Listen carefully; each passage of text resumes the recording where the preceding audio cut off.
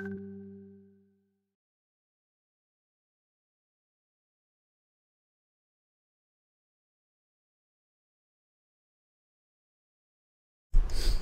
there you go. I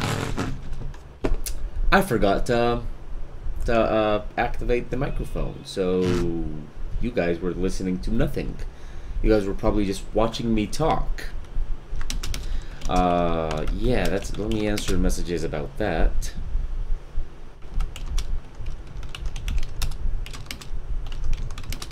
Okay, well, I guess we have to start again. Well, that's a great start for the week.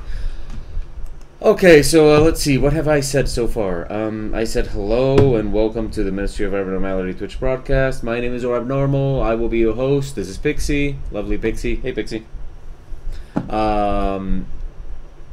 Today is Monday. It's rainy, cold Monday morning.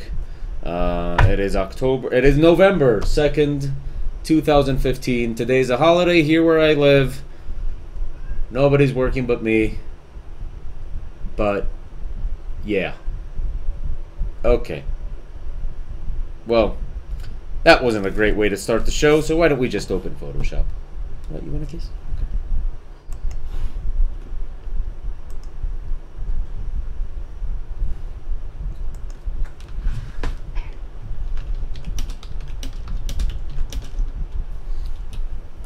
Okay, wait, Pixie, you're making my life difficult again. Okay, so yeah, that was great way to start the show. Well, hello people in the chat room. Hello Pixie, good morning. Okay, let's just get started with this, shall we? Good morning, Yodel. Yeah, so that was okay.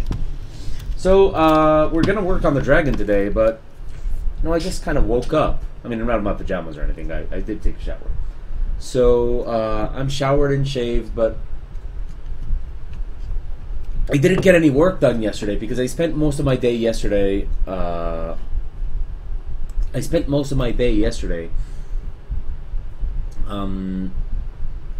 with a dog. I went out to lunch, and on my way to lunch, me and my friend, I was with a friend, we found a stray dog lying in the street, kind of dying, I guess. And of course, you know, we can't let that pass. You know, it's just not right. So we rescued the dog, and we spent the day with him, and at the end of the day, we found him a shelter and a home where we will be taking him next week. So for now, the dog is in the shelter and being taken care of, and getting his he's getting castrated and fed and getting all his vaccines and all that kind of stuff. And next week he'll be taken to his new home. But that's why, like yesterday, I got no work done. So I don't like it when there's days that I don't draw. And when you don't draw, even if for a day, you end up a little rusty. So I'm definitely not regretting not having drawn yesterday, because it was for a good cause. There's normally not days that I don't draw.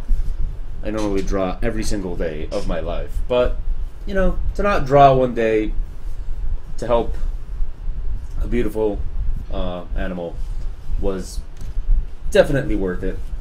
And I have to clean my screen. So you guys are going to get to watch that. But yeah, so anyway, yesterday I didn't draw, and even when you don't draw for a day, you get rusty. So there you have it, people listening or watching. If you're an artist, you got to do it every day. Doesn't matter how lazy you are, doesn't matter how tired you feel, every single day you got to draw at least for an hour. It's just part of our training, it's part of our routine. You get rusty otherwise. So what I'm going to do now is I'm going to grab a rag. I'm going to actually go get a rag. Give me a second.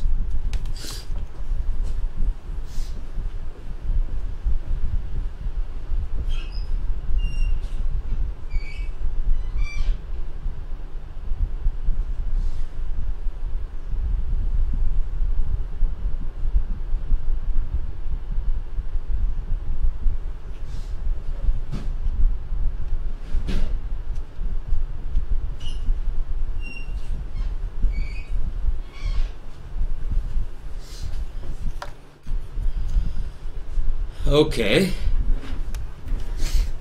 And with this rag, I will now proceed to polish my screen. This is another recommendation for all you artists that use digital tablets there. Screens get, I mean, of course they get dirty and all that stuff, but if you have a tablet, be it a monitor tablet or just a regular tablet, they do sometimes not just get dirty, but also kind of like they get dirty in a way that's not visible. You know, it's not just like garbage and stuff on it. Sometimes, you know, they just kind of get a little bit dirty, and now the hand and the pencil won't glide as well on the tablet. So you definitely want to avoid that. And what we avoid that with is furniture polish. So you just grab a little bit of furniture polish,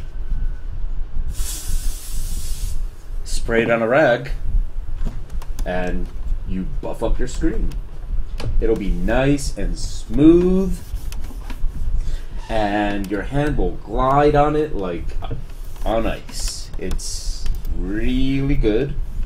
I highly recommend it, not just for monitor tablets, but for any kind of tablet. You want your hand to glide on the tablet. So that's what we're doing right now. Polish a little bit the edges here. It takes just a minute to do, and your tablet will appreciate it, because this will keep your tablet from getting too many scrapes and lines and all that kind of stuff. We were talking about that the other day, and yes, this is a great way to keep your tablet from getting all damaged and stuff. It keeps it nice and smooth. And good morning to the people in the chat room. Good morning to Yodel, Aberrancy, Cardinal Upchuck, and Mao.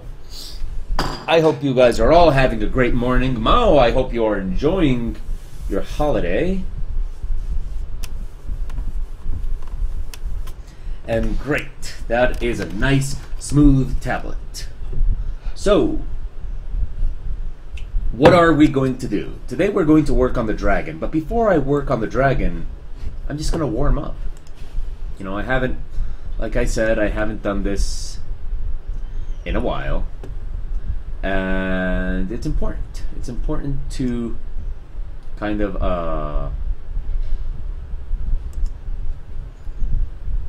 warm up a little bit. So let's do a little warm-up sketch. It should take about 20-30 minutes, and then after that we'll work on the dragon. So, how is everybody today? Let's hear how you, let's see how you guys are.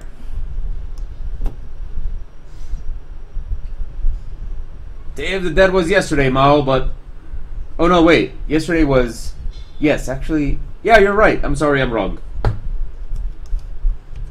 Yesterday was the day of All Saints, and today is the Day of the Dead, yeah.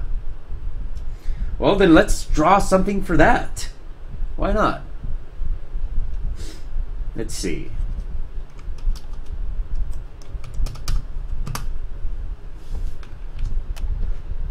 No, it's not a thing on my continent. Yodel in the chat room asks if that's a thing on my continent. No, it's just a thing in Mexico.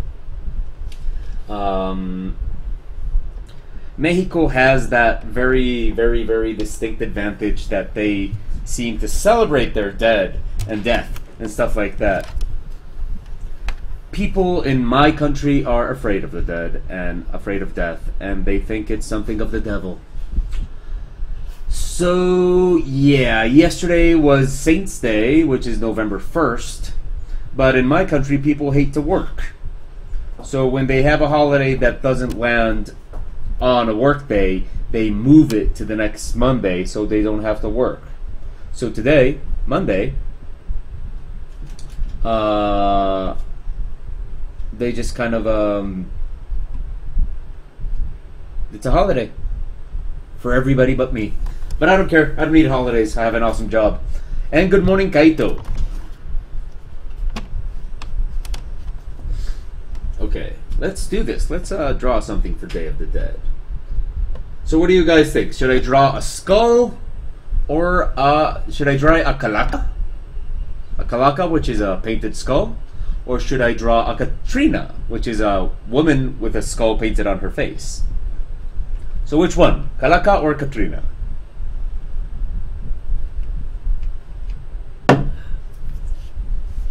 Come on, chat room. Kalaka or Katrina?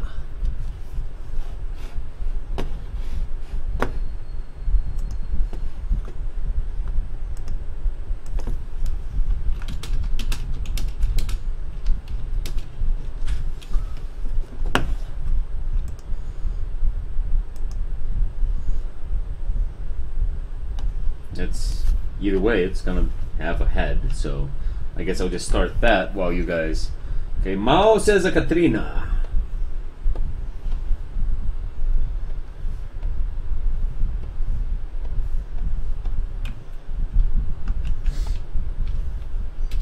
Oh, is there any better way to start our week? I don't think so.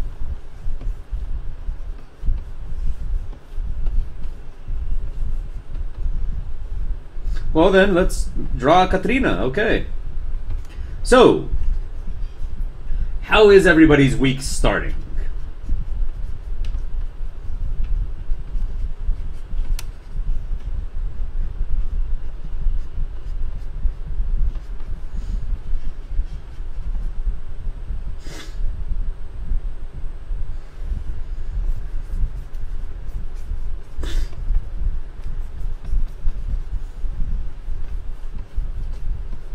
This is a nice warm-up.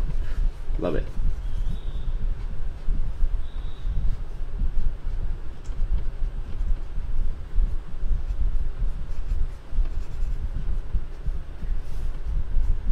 Okay.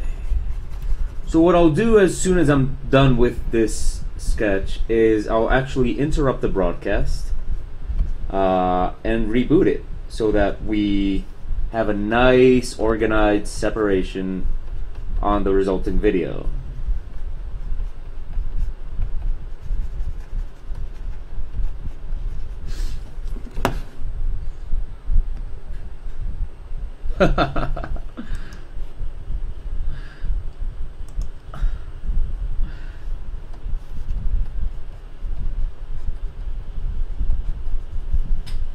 Okay, wow, this is looking awful. See, this is why you warm up. I mean, that doesn't mean we're gonna let her look awful, but you warm up because actually a lot of artists aren't aware that you have to warm up. It's important. Don't worry, we'll bring this around. It looks awful right now, but we will bring it around. But yeah, as an artist, you have to warm up. You can't just go in drawing what you need to draw that day cold. It's kind of like if you're gonna exercise. You can't just walk in and lift your maximum weight. You have to warm up. So that's what we're doing. We are warming up. And you can't warm up with your client's image.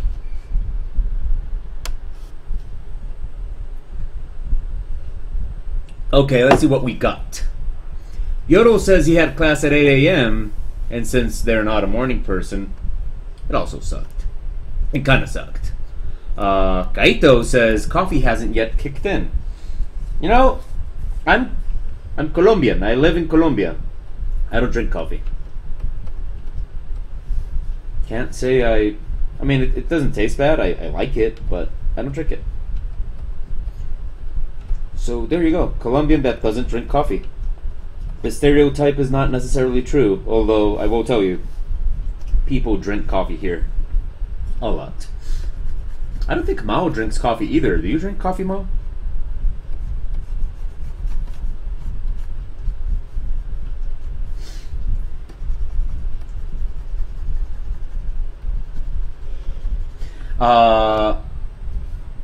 So, and let's see, Mao says he went to bed making a birthday drawing for a friend that was also a Katrina, so he's sleepy.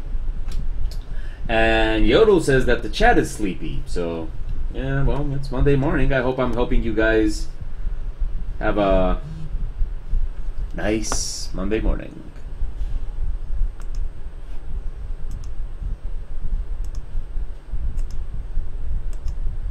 I am listening to a very fun electronic musical mix of the Star Wars Cantina called Fat Man by Jesse Rose. Fat Man by Jesse Rose, and it's a nice, very interesting musical mix of the Star Wars Cantina. So if anybody wants to start a nice jumpy day with the Mos Eisley Cantina music in the background, there you go. There's my musical recommendation. Of course, if you're not into electronic music, don't even bother. But I do love nice little Star Wars Cantina remixes.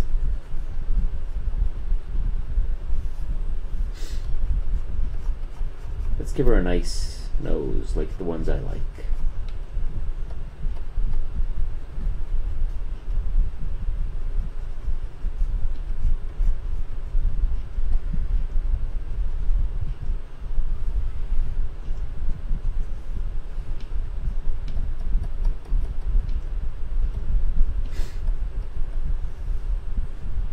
There we go, that's better.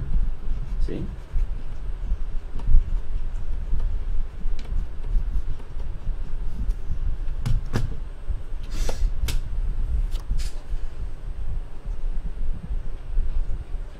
Okay, let's see. First of all, good morning, Pretender.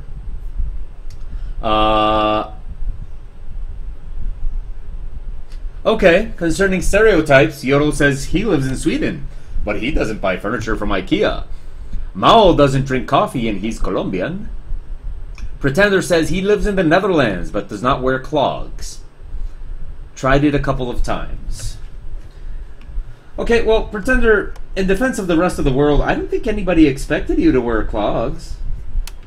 Did anybody expect him to wear clogs? Like.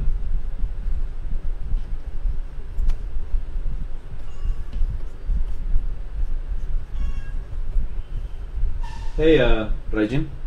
Rajin is saying good morning.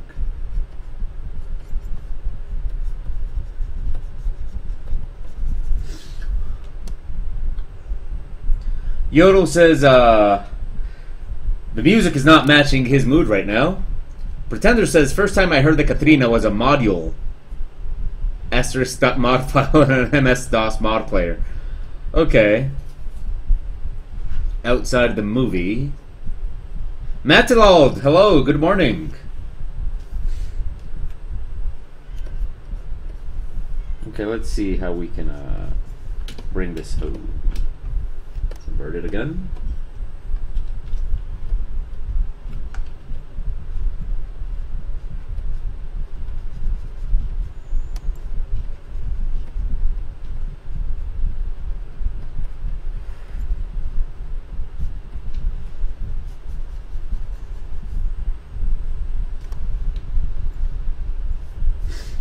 Okay, now it's coming along.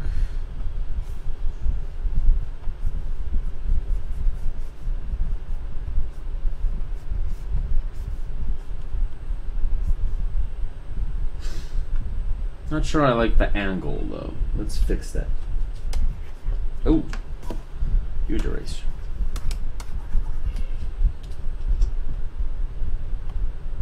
Well, you see, Yodel, I think that the music doesn't match the mood because it doesn't have to. The music sets the mood. So whatever mood I want to be in, I just use music to set it. Great, great. This angle is working a lot better.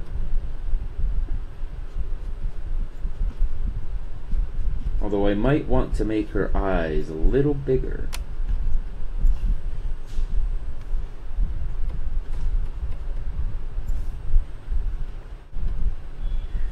I don't have to, though.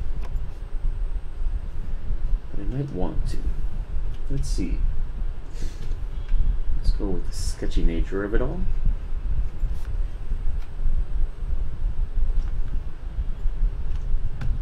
Okay, here we go. Oh, that's a little too big. And we'll bring... Oh, okay, that's weird.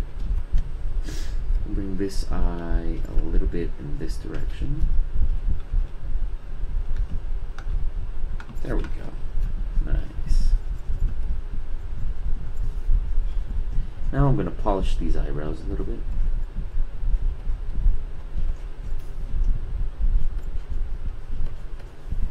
Great. Now we have a face we can work with.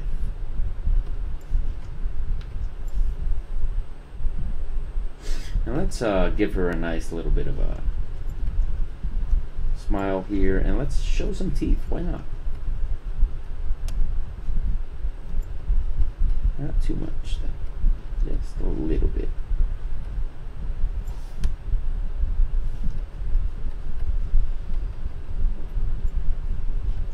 Nice crooked smile, my favorite kind. Okay. Yodel says, I usually use music to enforce the mood I already have. I can get really annoyed at music I love if it's not matching my mood. Well, there you go. Different ways of approaching the whole thing. Me, personally, I let music determine the mood. So I just kind of use music for whatever mood I want to be in. And it works beautifully. I have to be honest, I think my method is a little bit more efficient than yours, because with my method I can change my mood with a lot of ease.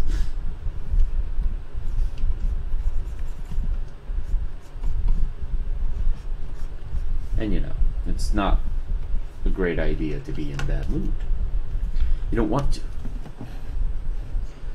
Pretender says the irritating thing about having to listen to good music for a while is that any 2 or 3 seconds of mainstream media is ruined.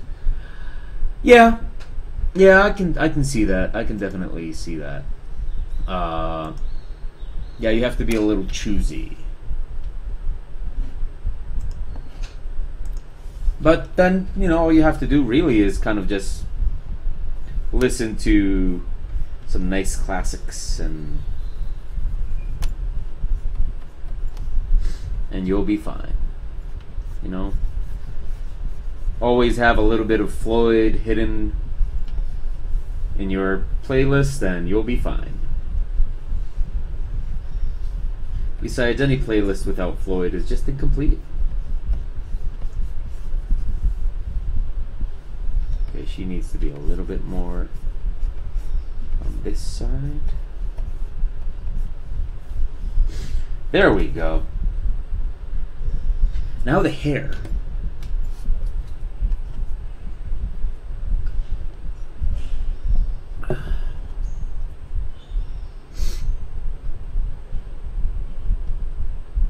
Okay, Matilald says, there is a street called Selandrova Ulica, a Slovenization of Zeelander.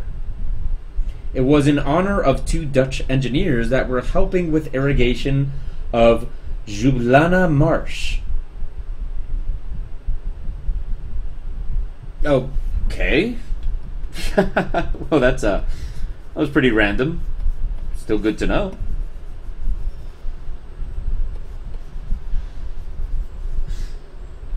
Great. Now the hair. Let's see, what kind of hair are we going to give her? For that, I'm going to open a reference image.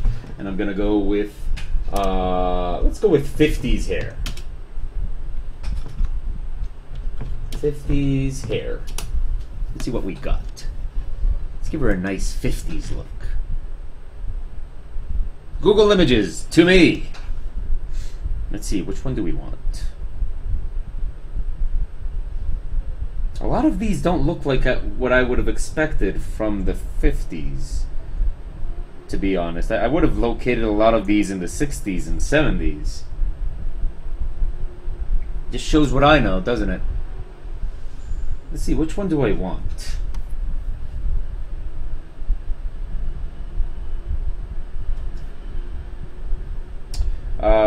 How about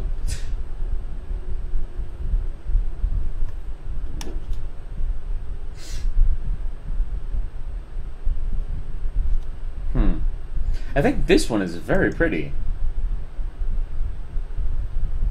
It's not 50s, it says here that it's 60s, but I like it.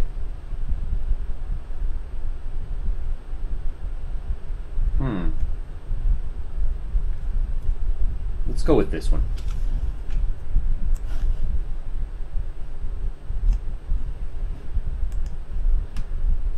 Okay. Let's see what we got. So the hair comes... Let's do that on another... Hello, Pixie. Where are you going? No, you're not gonna go sharpen your claws on the screen. Sorry. No, you're not. Okay. Now, hair.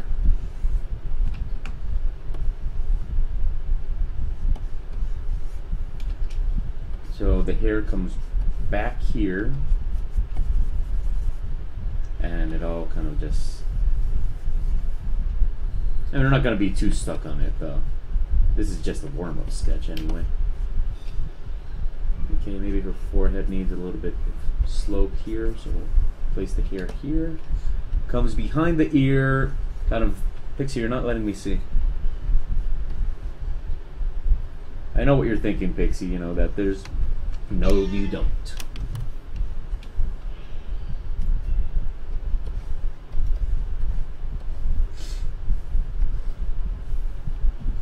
Okay, and we got one coming out here.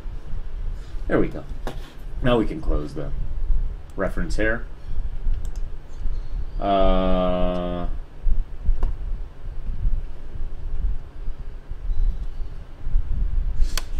Okay, there we go. That's okay. That's nice hair. Wait. Eraser's too big. Yeah, it's definitely too big.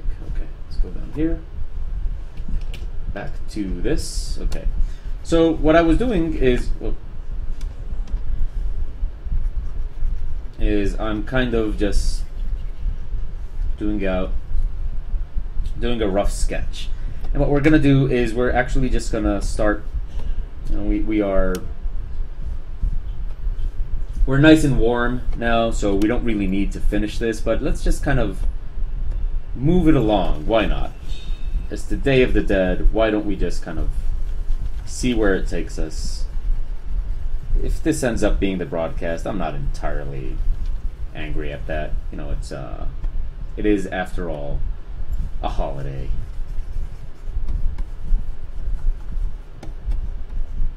Now, of course, her face is not going to be this color. Her face is going to be totally white because, you know, she has makeup on. She has her very traditional white makeup on. But when I do people, when I draw people with makeup on, I like to draw the original skin color first. And then I kind of paint on top of it, as if the person were actually applying makeup.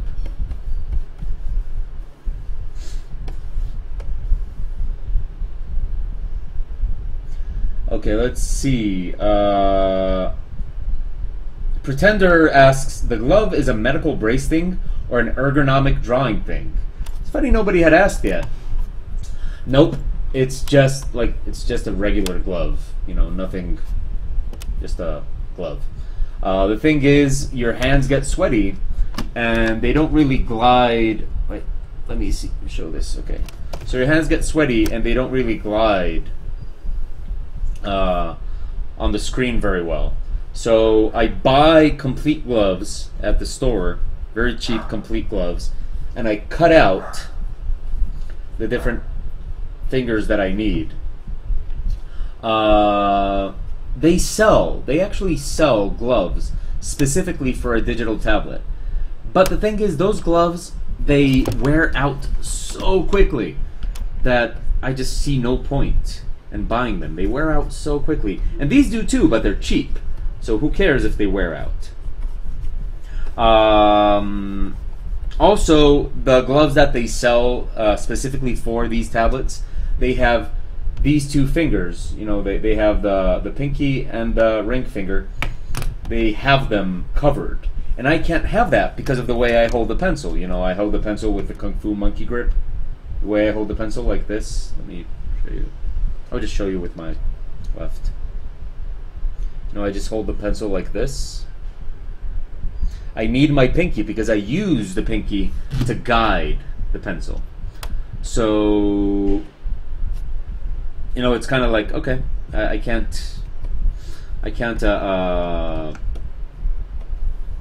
use a pencil normally, and I need gloves anyway because otherwise my hands won't glide on the screen. So that's what I do. Just buy pencils, buy gloves and cut what I don't need out. Works every time.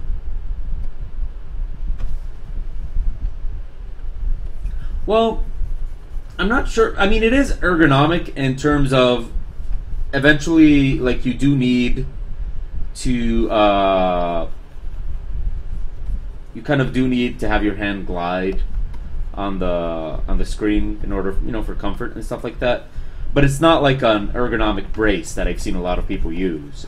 That's definitely not it. You know, it's more just for gliding purposes.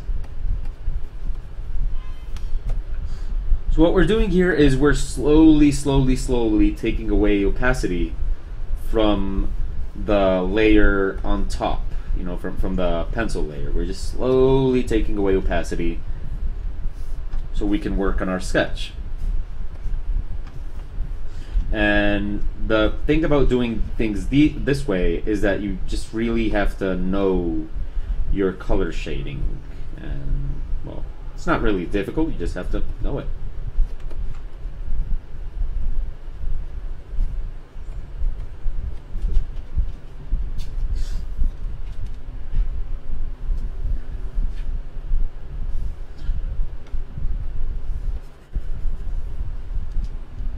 Okay, ever do the drunken monkey grip? Actually, I do know drunken, well, not drunken, I know, I do know monkey style in Kung Fu. And I do know drunken fighting. But not drunken drawing. So...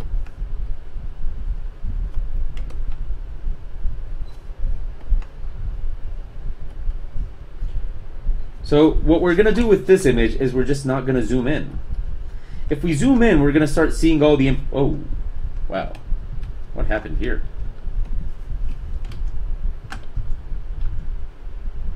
That was weird. Okay. If we start zooming in, we're going to see all the imperfections and we're going to want to polish them. And that's not what we're doing today. Today we're doing a nice quick sketch. So we're definitely not going to be zooming in. Just going to leave it zoomed out like this.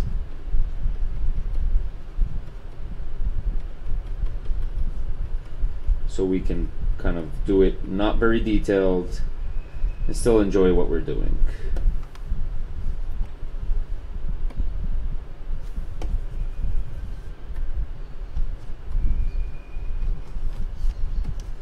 You know, it's just kind of painting and stuff, so kind of want to enjoy it.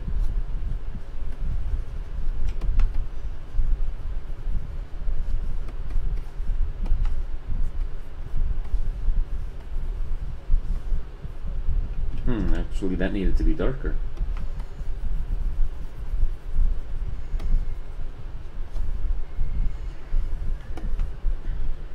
No, wait.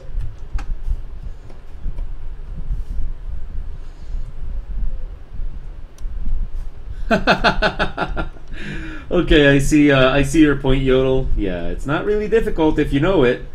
Yeah, I realize that's of no use to anybody. But it's true. I mean, I guess I say that more, like, I realize you guys are not my students, but I guess I say that more for the benefit of people like my students, where it's basically just my way of saying, gotta study. You know, you gotta study. You gotta practice. You gotta study. None of this stuff is difficult if you practice it and study it enough. A lot of people see the stuff that we do and they say like, oh, when am I going to be able to do that? And I'm just like, just do your homework and study and stuff. Stop partying all the damn time and get to work.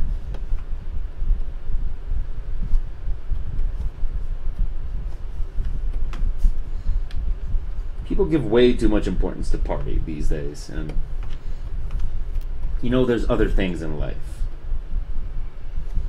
Okay, now what I'm gonna do is I'm gonna do a nice little technique that I like to use, and it's most people draw and then paint, right? And that works for most people. But I like to paint sometimes and then draw. And it works too. So what I'm going to do now is I'm actually going to grab this, what I got, kind of lower the opacity on it, and now what I'm going to do is I'm going to create a new layer on top of it for drawing, and I'm going to draw on top of all this as if this were my sketch for the finished drawing. It's a nice, interesting way of kind of doing things a little differently. So I enjoy it a lot, and you know that would kind of be a recommendation for people like studying and practicing and all that kind of stuff. Invert things every now and then. Kind of do things differently. See what happens.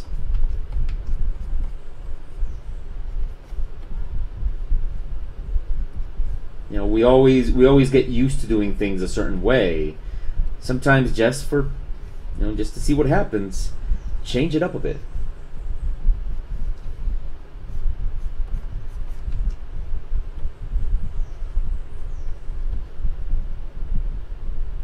So in this case, we made a sketch in color, and now we're drawing it.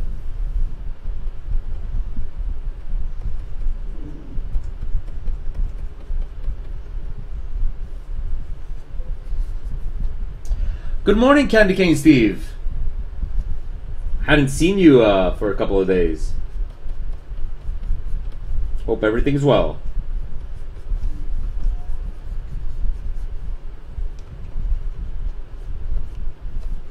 And yes, Yodel, this will be on the exam.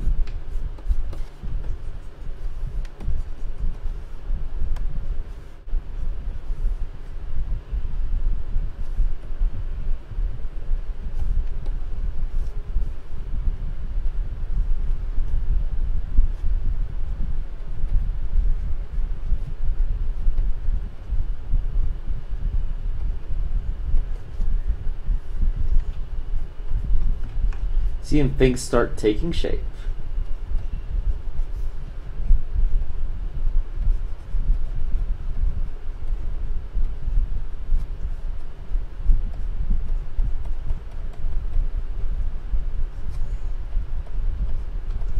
All you gotta do sometimes is just change the way you're looking at it,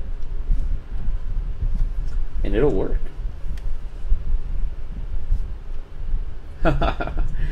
Okay, Candy Cane Steve.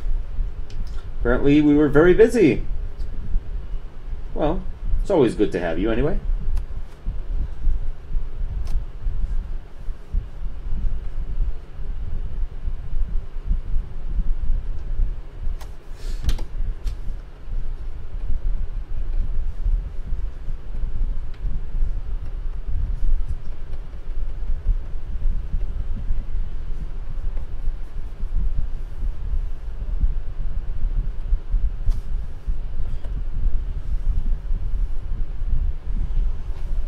Wait, let me just...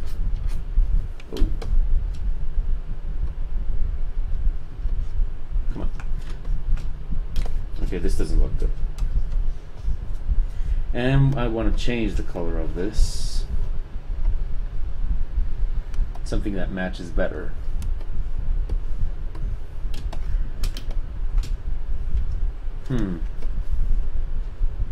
This mouth needs a little work.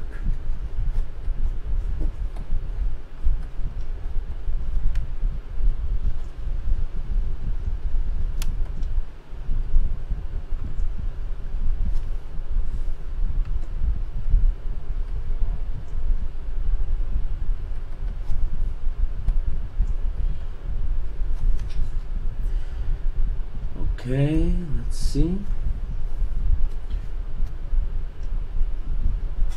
Ouch! That sounded very scrapey on the tablet. And let me see how this pen tip is doing.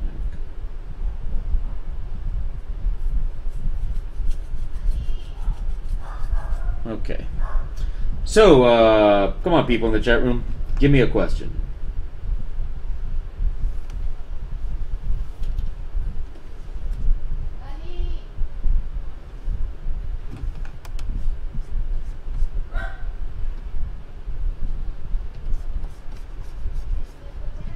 Give me something to talk about. Increase a little bit the size here.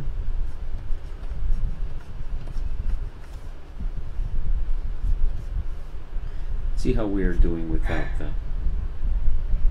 Still not happy with the mouth, though. No, I am not happy with that mouth. Let's see what we can do.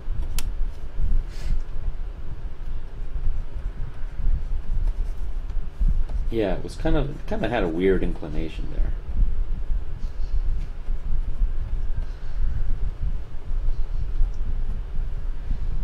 There we go. That works better for me.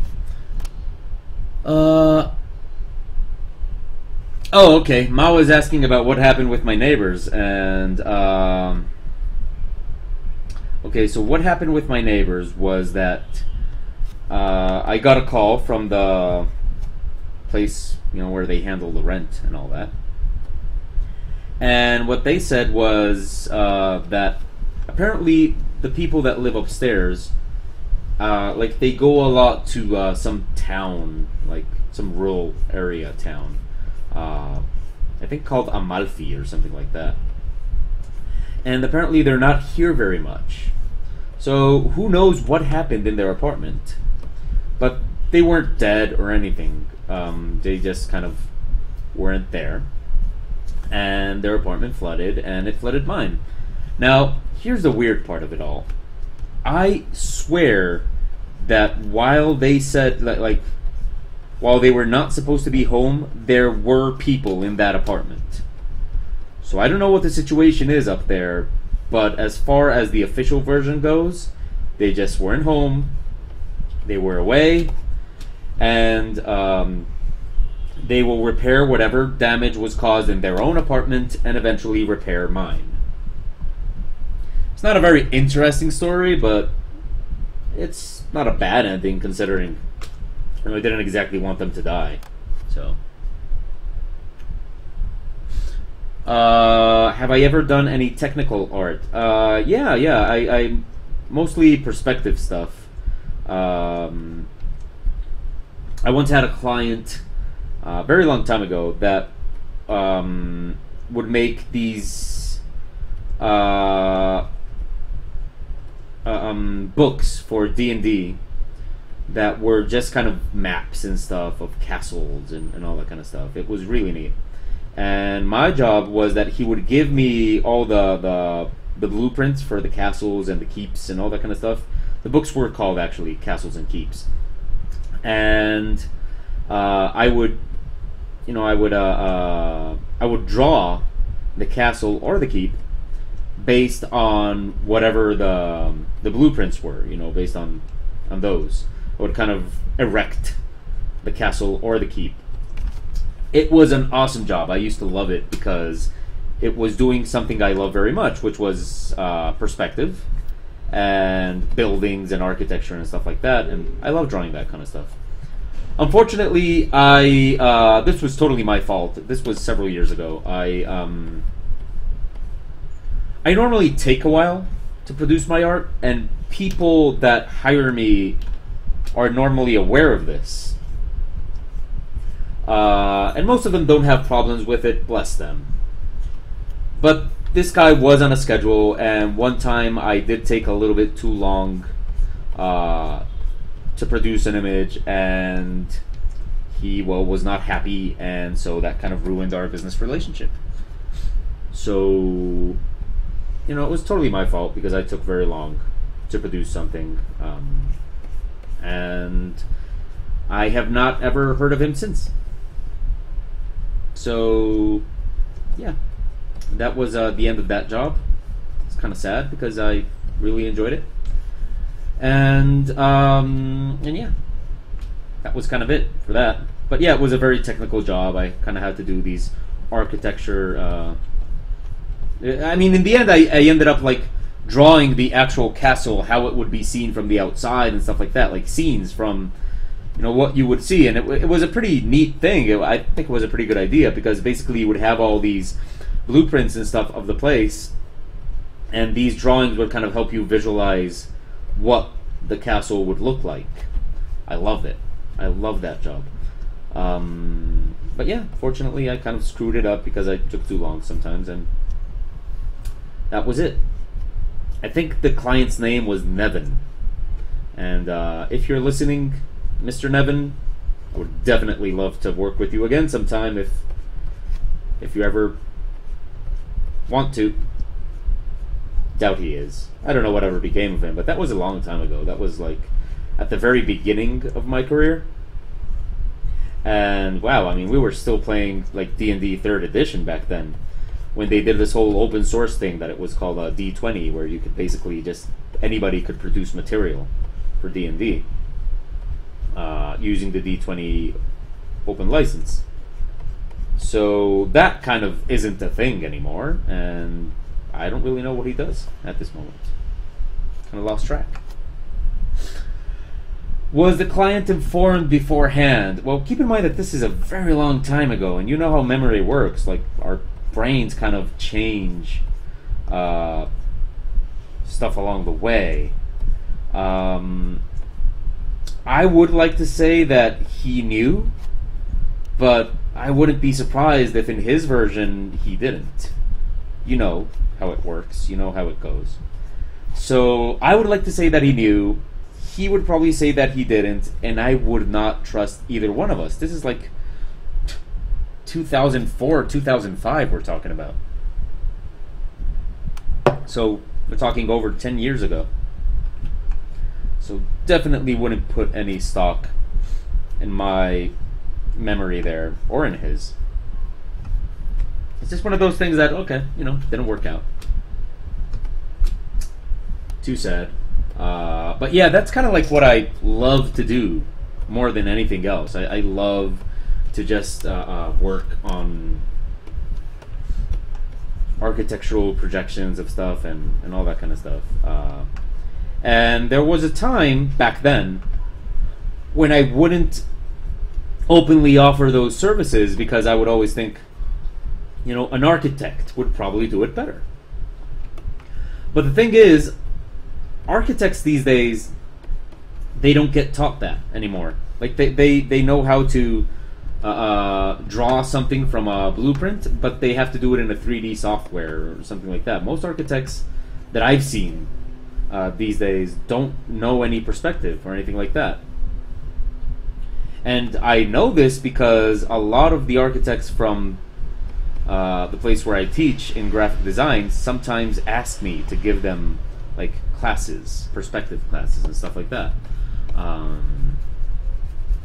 I did even a couple of times in the past. I don't do it anymore because time. But I do think it's sad. Still, like a classic architect, there's no way I could compete with a classic architect in terms of drawing perspective and stuff like that. Those guys are just incredible at that kind of stuff.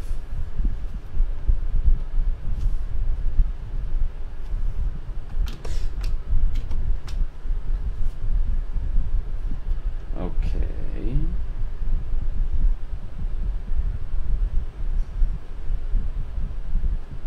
Let's see.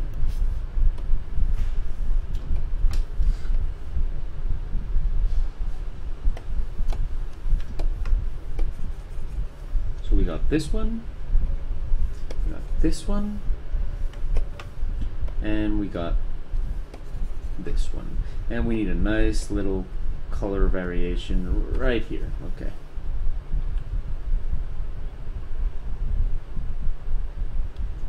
Oh, no, actually, okay, I see another question in the chat room. How is mail responding going? It hasn't started yet. Like university just ends tomorrow, and yesterday I was actually planning to have a very relaxing day, kind of answer some emails and stuff like that.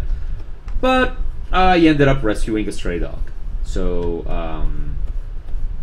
like, I'm sorry I didn't answer any emails yesterday, but I did something good. So I will apologize for not doing what I said I was going to do, but I hope you can all understand that rescuing a dog would take precedence over any of those things.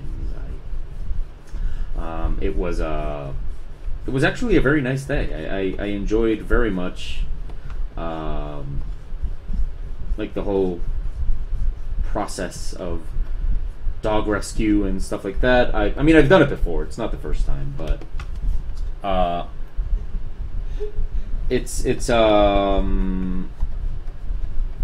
it becomes a very stressful day because it's very difficult to find. Dang, my neighbors, hate them. Okay.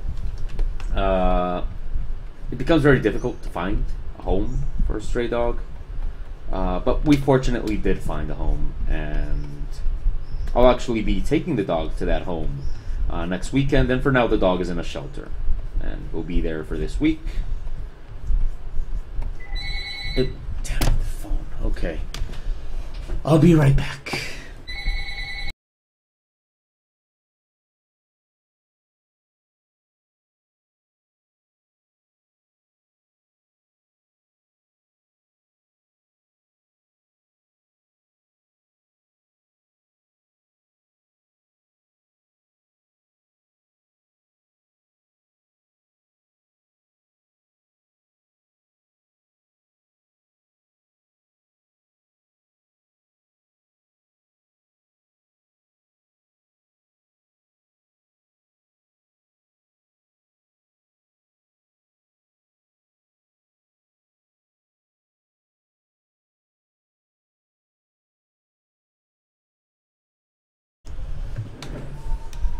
Okay, sorry for that interruption. It was, my parents don't understand that I work on holidays just like any other day. And I don't feel like correcting them. My dad is like super, let's call him super cute. Why not? Like my dad is real cute. He calls every single day to see how I am and stuff like that. I mean, they're always very short conversations. We never talk for very long, but that's just the kind of people we are. We never talk for very long. But he always calls. He never misses a day. He always calls to see how I am, and so he sometimes interrupts my broadcast and stuff like that. But I'm not gonna. I mean, I could just not answer the phone, but again, he's like this super intense. I kind of inherited that from him. He's kind of like this super intense guy that if he calls you, and well, my eyes are itching for some reason. Sorry, I need to actually give them a good scratch. Okay, that was very satisfying. So anyway, yes. So my dad is the kind of person that if he calls and he gets no answer, he won't just assume that I'm busy or that like I can't answer at that moment or anything like that. He'll just continue calling and calling and calling until he gets an answer.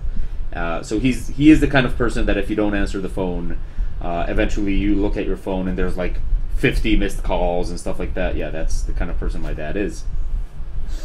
So I think it's cute. Like, it's nice, and I'm pretty sure I would miss it if it wasn't there. So, I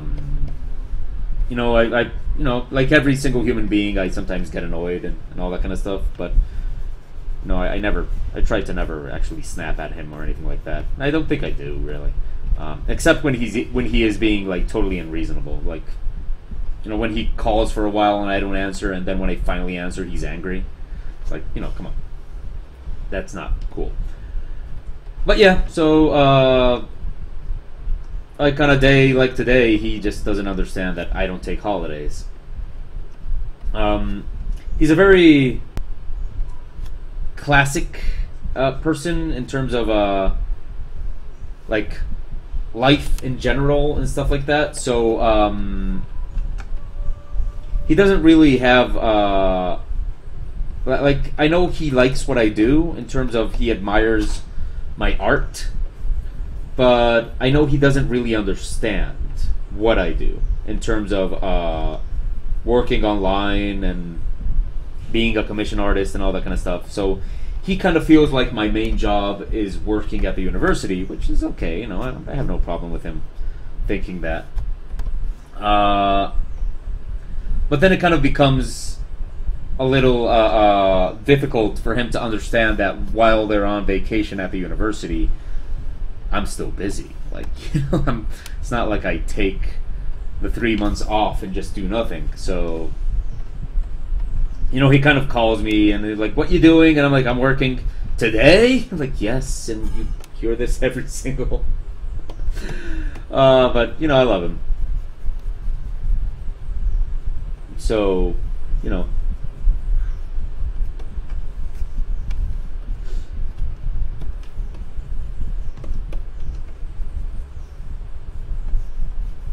I'm lucky to have a dad that, like, he doesn't understand, but then he's a dad. I don't think a lot of them, like, some people have like very understanding parents and stuff like that. I'm lucky enough to have parents that like what I do, admire what I do, even if they don't get it entirely. So, you know, I think that's good enough.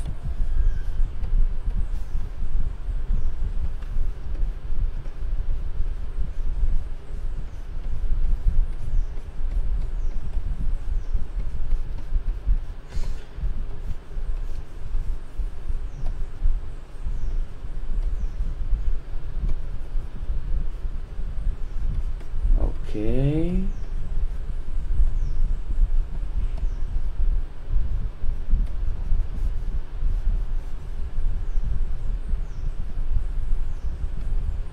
Okay, now normally I would worry about the fact that she looks very pale and all that kind of stuff. But I'm just about to cover her face in white makeup, so who cares? And let's do that.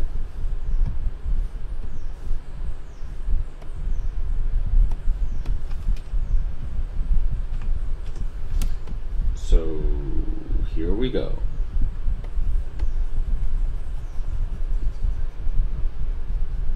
Oh yeah, I mean, like in response to chat room comments, yeah, like if you have nice parents, I do think it's okay to like just love them to death and all that kind of stuff. You know, it's if you have nice parents. I'm a firm believer that like family does not mean you are forced to love somebody. Like if somebody's an asshole, like, and he just happens to be your dad, like go ahead and hate the fuck out of that guy.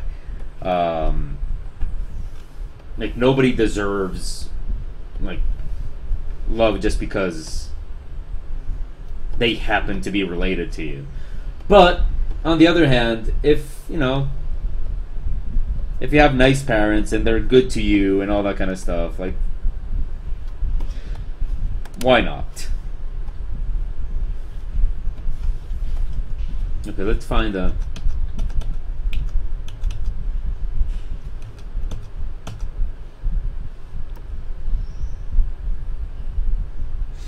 Okay, this kind of works.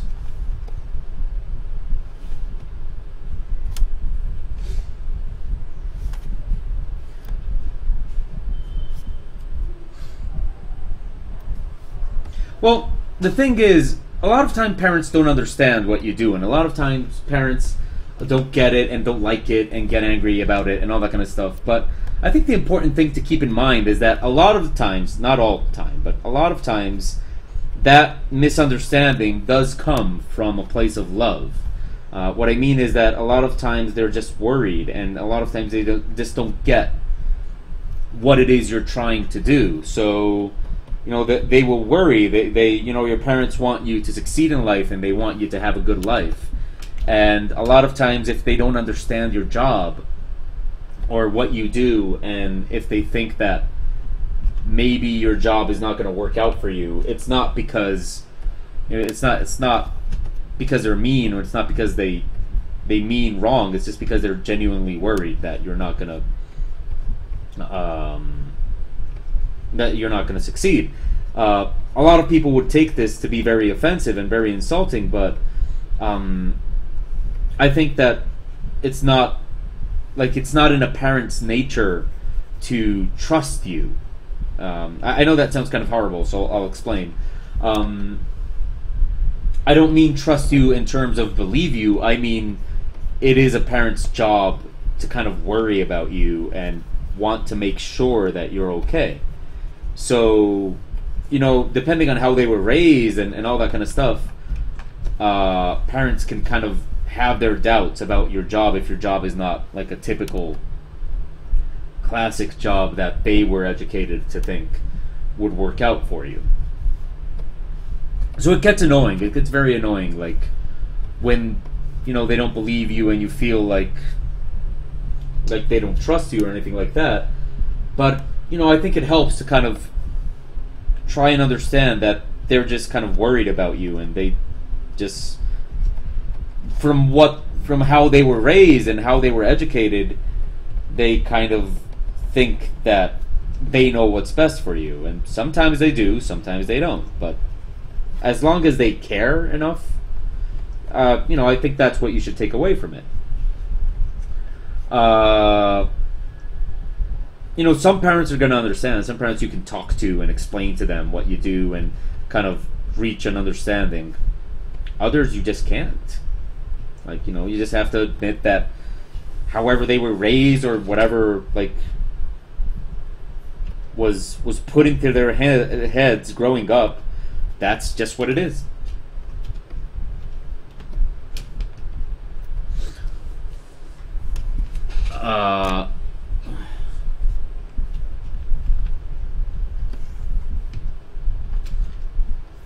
Well, who would have expected I would be talking about loving your parents here on my broadcast, but I guess that's just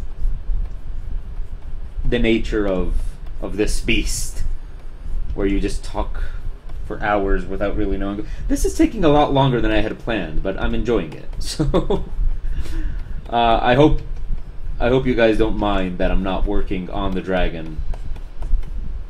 And that also means that probably the last part of the broadcast is just going to be me working for a couple of minutes on the dragon without much progress on it.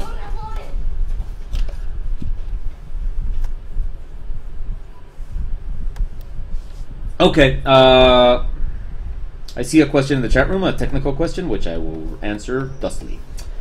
Heyo, I see. I had a little trouble making it look like the face was painted with my Katrina. Can you please explain a little bit what you're doing to make it look like makeup? Okay, of course, no problem. So, what am I doing to make this look like makeup? So the first thing I did is I made sure to have everything painted without the makeup. So you can see, I have my makeup here on... Wait, what's this? Okay. I have my makeup here on a different layer, and I made sure everything was working without the makeup. Now, I didn't worry very much about making it look super real, because in any case, she is going to have makeup, so, So I just made sure that it was a more or less passable face.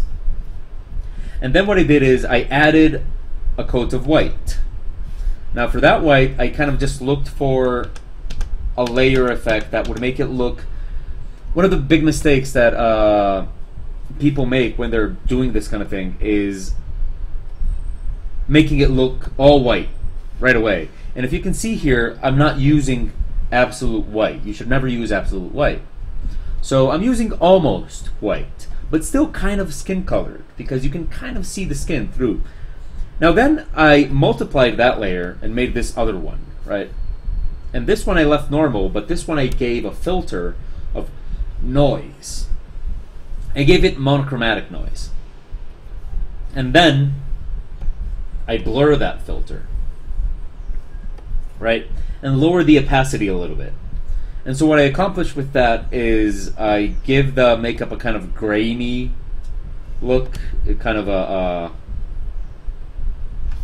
kind of looks like it's not entirely smooth, but it kind of grainy. And then once you got that, and this can of course be any color you want. Like this doesn't have to be white, but in this case for a Katrina, it's white. And then what you're going to do is when you're giving specular reflections, you're going to make sure that the speculars are nice and exaggerated, because this is a painted face. So the painting, the paints are going to give a lot of speculars. They're not really going to give you smooth speculars like a regular face. You're going to get a lot of speculars on this. So you make sure that you have these speculars nice and exaggerated so that you can show off like the shininess of the paint, or so to speak. Of course you don't want to exaggerate it. You don't want to make her look like she just greased up her face. You just want to have a little bit more speculars than you would on a regular face. Kind of like that. So she kind of looks like she's wearing paint. Not just makeup, but also paint. And of course, like it's a Katrina, so we have to paint more. So again, we're not going to use absolute black.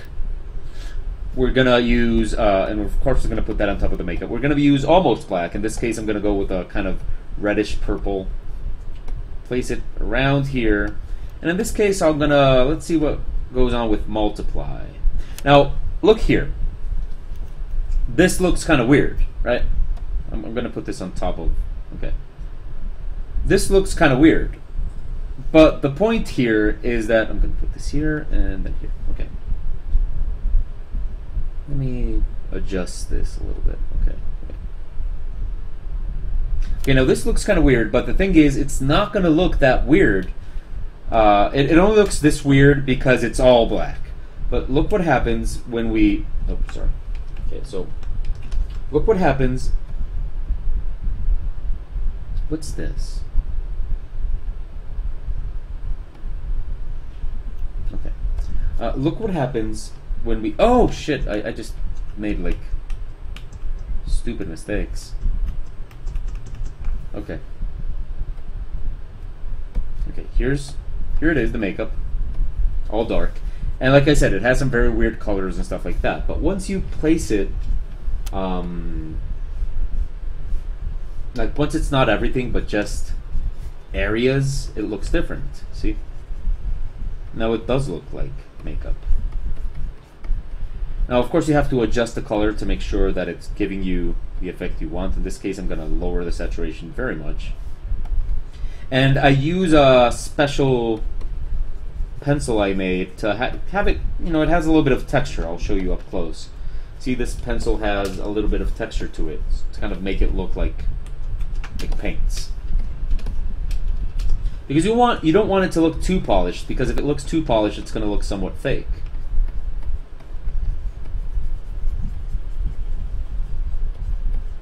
And then you just kind of apply the makeup. Now, like I said, if we fill it all up, it looks very weird.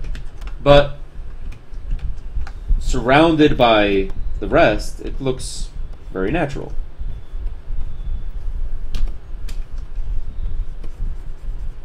So a little bit of texture and all that kind of stuff. You just don't want it to be too flat. If you make it too flat, it starts looking very weird.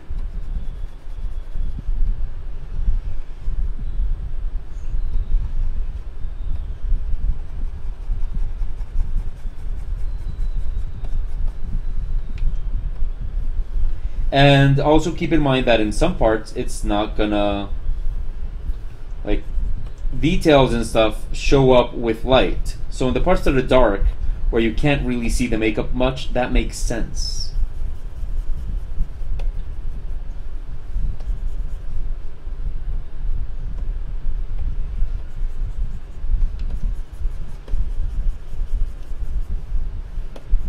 So, oh shit, I'm making like these stupid mistakes right now.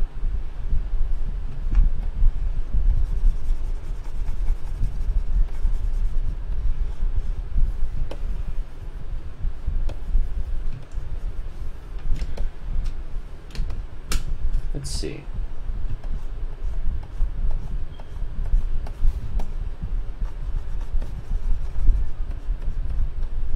Now, if you think, like, if you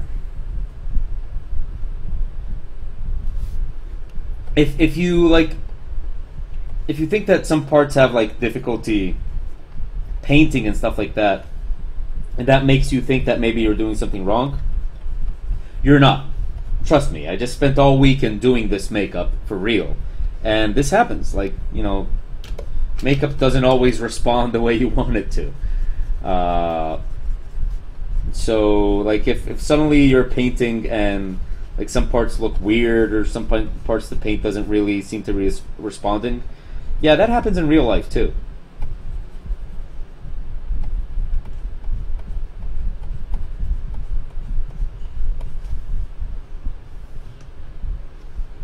Okay, let's see what else we have in the chat room. I did some commissioned comic research, and the Kung Fu Monkey Grip is introduced in number 458 and returned in number 770. Yeah, well, I mean, the Kung Fu Monkey Grip is really not my creation. It's I mean, it is the way I hold the pencil. Like, I've held a pencil like that my whole life. Even like had problems with it because I'm gonna change the color on this. Even had problems with it because my teachers would not like the way I held the pencil. But it's just always been the way I held the pencil. So with the commission-a-thons that I used to do back then, the people watching kind of gave it that name, and that's what it's been called. It's kind of weird, the Kung Fu Monkey Grip, because like, I never really gave it much importance throughout my life until the fans started kind of giving it importance, and like then it started becoming something like important about how I work. And the thing is, I've actually benefited from it in ways I did not expect. Allow me to explain.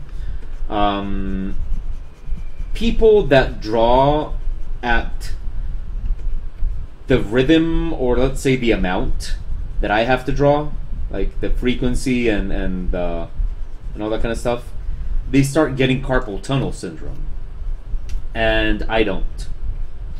And the reason for this is actually the way I hold the pencil, because the way I hold the pencil, I do a lot of my movements with the pinky. Like, you know, most of my movements come from the fingers, and I use my whole arm and stuff like that. So without knowing, I was kind of using a coloring method that kind of benefited me as an artist. I don't draw better. Like, I don't draw better because of how I hold the pencil or anything like that, but I did kind of get a little bit more endurance out of it. So, hey, I mean, yay, good for me. And it's kind of funny because, like, the Kung Fu Monkey Grip has been a huge hit amongst fans of the comic, but it's never been a very big hit amongst the different art teachers that I've had in my lifetime. They've always criticized it and always said, like, you know, I shouldn't hold my pencil this way. It's funny because I can actually, like, after being forced to hold the pencil in a certain way for so many times throughout my life, I can actually hold the pencil. Yes, they gave me weird pencils, and they gave me like weird pencil accessories and stuff like that. And after like so much being forced to hold the pencil in the ways that they considered correct, I can actually hold the pencil correctly and draw just the same. I can do it actually. I don't. It's not a problem. Like right now, I'm just using the pencil in the supposedly quotation marks correct way, and it's not bothering me at all. I can do it. I'll probably work a little bit slower, maybe, or a little bit less confident, but I can do it. I don't like it, and I've already reverted back to my Kung Fu Monkey grip. And whenever people start telling me about it, whenever people start giving me a hard time about it, I just say, dude, you have no idea like how much you like this helps me. This is actually beneficial for me. But a lot of teachers, and I'll say that even as a teacher, a lot of teachers just don't get it. They kind of get this mentality of teacher knows best, and sometimes they do. Like sometimes we do know best. So, and by the way, if any of my students are watching, you can't show up tomorrow for your final and tell me that, like, that maybe I don't know best. No. No good. No sale. But sometimes teachers are wrong. And, and this has definitely been one of those occasions. Like, there's no real reason for me. Like, yes, actually, I understand why the teachers I had were trying to get me to hold a pencil what they consider to be right. And I don't hate them for it. Like they actually thought that I was going to have problems in terms of my grip, in terms of carpal tunnel syndrome, because the way I hold the pencil, don't try it, by the way. Don't try the pencil. Don't try doing this at home, kids. For real. It will hurt you. I know a lot of people that have tried it, holding the pencil the way I do, and I've just done this my whole life. So this is the way my hand is configured now, and I can do it. But if you've never held a pencil this way, don't do it. Don't try it. It's gonna hurt you. So I understand like why teachers would try to get me to hold a pencil the way that they thought was correct, because from a first glance it would be natural to assume that this is going to hurt me, and if I hadn't done it my whole life, it probably would. But that's the whole point. I've done this my whole life. This is the way my hand is configured now.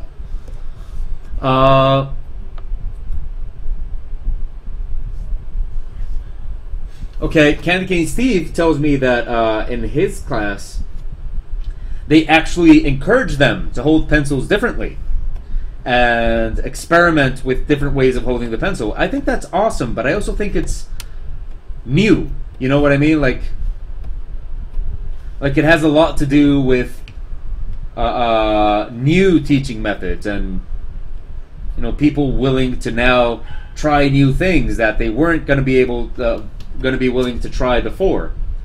So yeah, right now, if a student of mine holds the pencil in a certain way,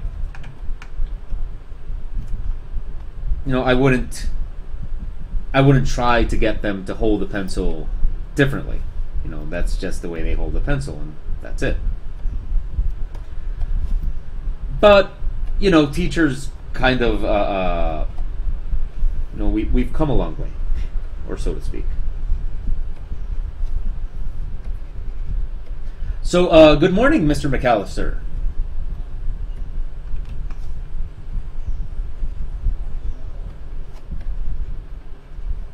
Okay, let's modify a little bit the lines here.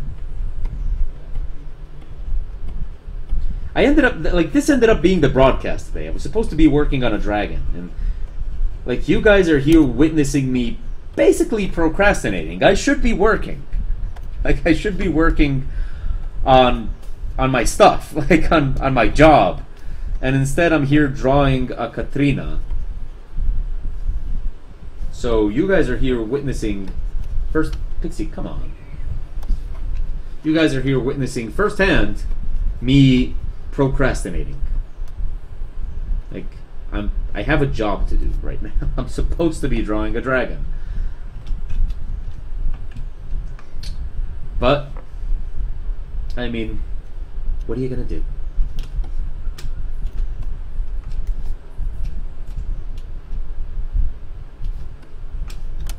No. Come on, Pixie. Behave. Okay, so what I'm gonna do here is I'm gonna lower a little bit the opacity on this. Okay. I'm not sure I like it that low. There we go. Now, when you're doing this kind of makeup in a drawing, it also helps for you to not be overly polished. Because the thing is, in real life, when you're doing this makeup, there's a limit to how polished you can be. You know, you're working with brushes and on skin and with paints and stuff like that. So it's normally not as polished as you could do it in a drawing. So when you draw it too polished, it starts to look a little fake, you know? So you kind of want it to lose a little bit of polish. And okay, so what I'm doing right here is I'm starting to add like a little bit of details with color. Now here I'm making a very big symmetry mistake. It's time we invert this image.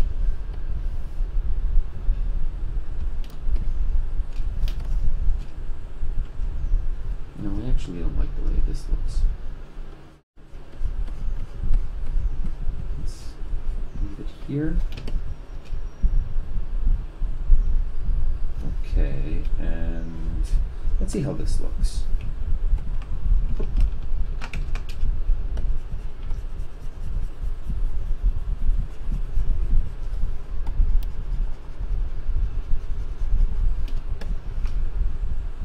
Yeah, kind of looks nice. Not bad. We might need to add a little bit to this part here.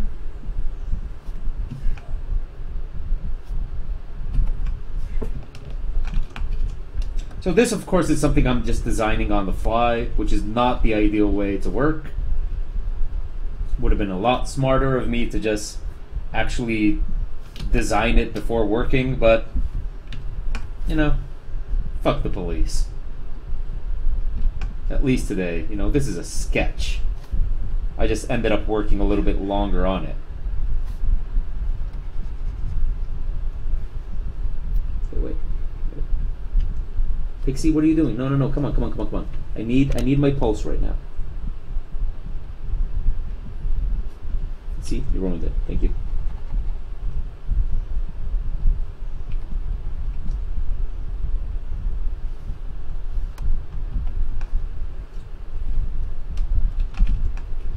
Okay.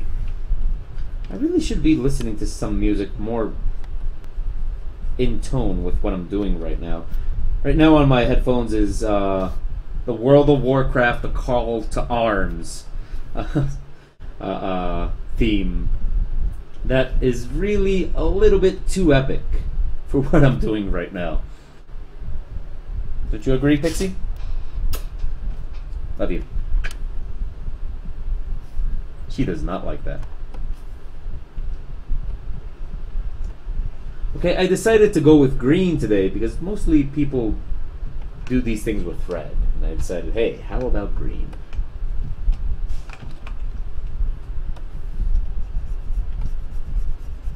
Let's make it a nice green day.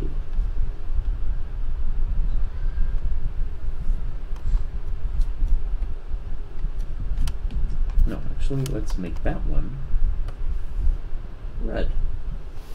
Because we need a little bit of a red detail there.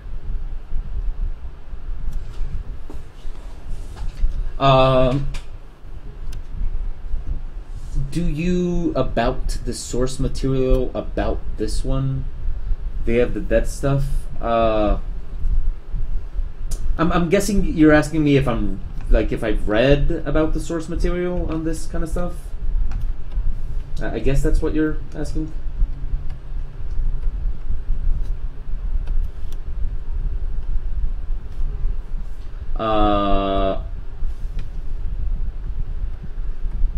Yeah, I mean, I'm not exactly the most knowledgeable when it comes to the Day of the Dead. I know some things, I guess, not too many. I mean, I like, I'm pretty much like everybody else in that regard. You know, I love the Day of the Dead and think it's awesome and cool, but not really very knowledgeable concerning like where it comes from or what exactly they're celebrating. I've never personally been to Mexico. I would love to go to Mexico. But I'm afraid, no, Pixie.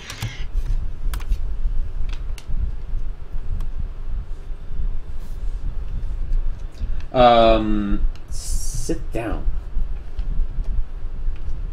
Sorry, she was trying to sharpen her claws on the other screen again. Being naughty. So anyway, like, I would love to go to Mexico, but I'm afraid that, I mean, there's a part of me that thinks that I shouldn't.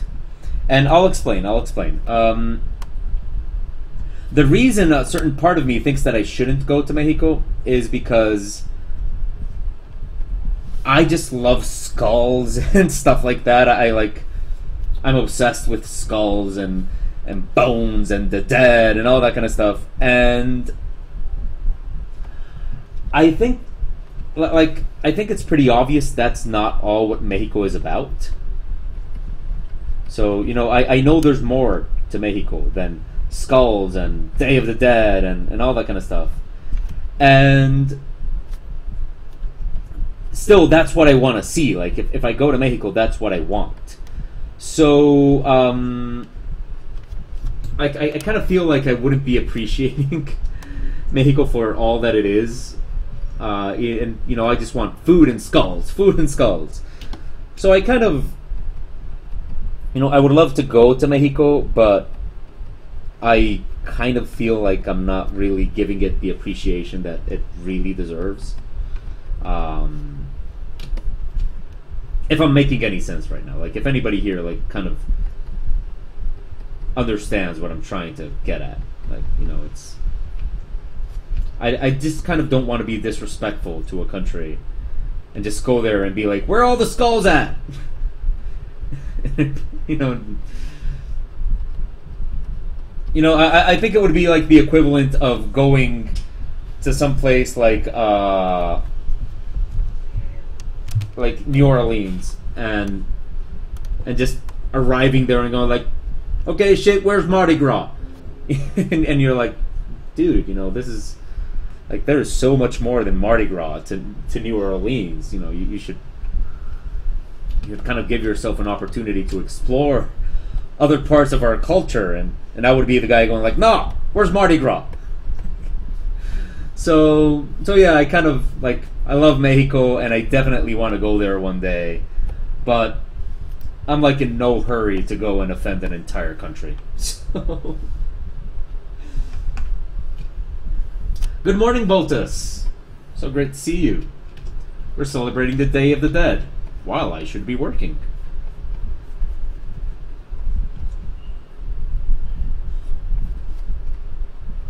But hey, I'm entertaining you guys. That's work. It's also my job. You know. Like, what about the Patreons? They're part of my job too, and my job is to entertain them. In a way. You know, this orange is definitely not the color I should be using for rim lighting. So let's change that.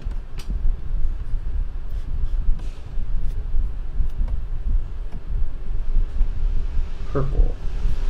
Much better. Yes, much better. Wait, let's go with hard light. Oh, we just lower. There we go. No, wait. More. Yes, that works.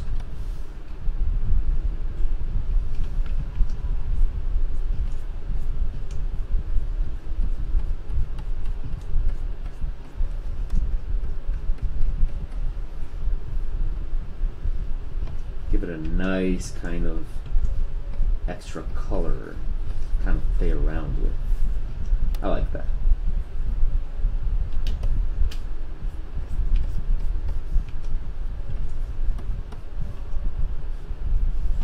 Now let's smoothen it up a bit.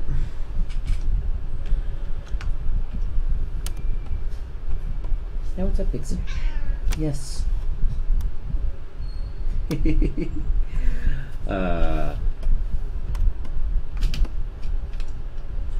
Well, actually, that is a very good point, Yodel.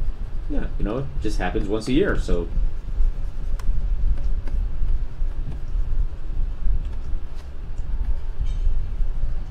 I actually, like this year, I did some makeup on Halloween and, you know, had fun doing makeup and all that kind of stuff, but I kind of felt this year a lot that, like, I wasn't doing anything for Halloween, that I wasn't celebrating. I was helping other people celebrate it and all that. So I kind of decided that next year I really want to, like, do something for Halloween. Like, just kind of really celebrate it on, you know, on my terms.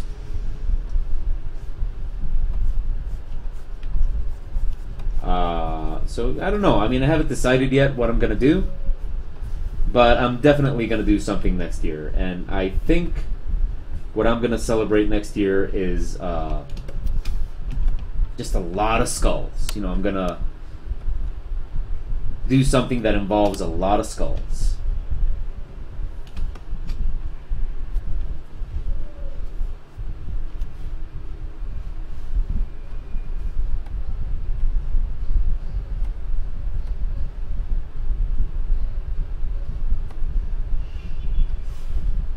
Let's group this all. Give it a mask.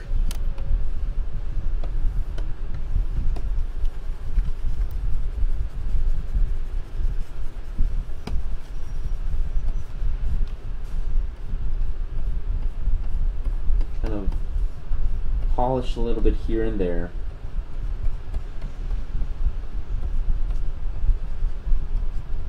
Let's see. Yeah, this needs a little bit of polish. I mean, since we decided to dedicate most of our morning to it, let's polish it up a little bit.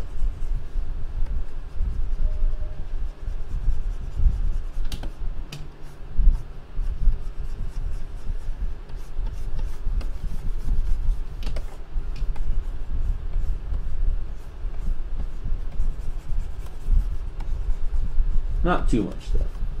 And this part is not fun. Hello, Pixie. How are you, my love? Yeah, I call my cat my love. So what?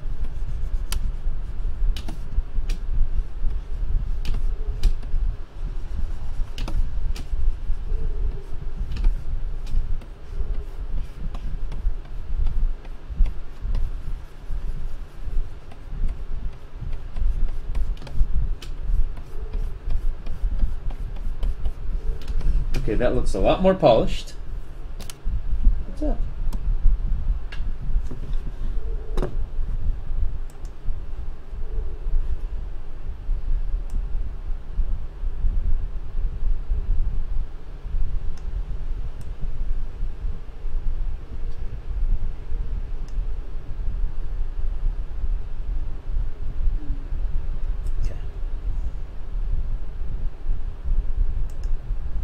Okay guys, give me a second. I'm actually receiving a message here on Facebook about the dog from yesterday, the dog that we rescued. I got a message about him, so I'm gonna check it out. Oh, okay, wait. I have to actually listen to it on the cell phone. So, I'm sorry for the interruption, but I got a message about the dog, and apparently the dog is going into surgery today. You know, castration. But shouldn't be a big deal for a male. You know, for females it's a little bit more. And apparently everything is going well. Let's listen to it.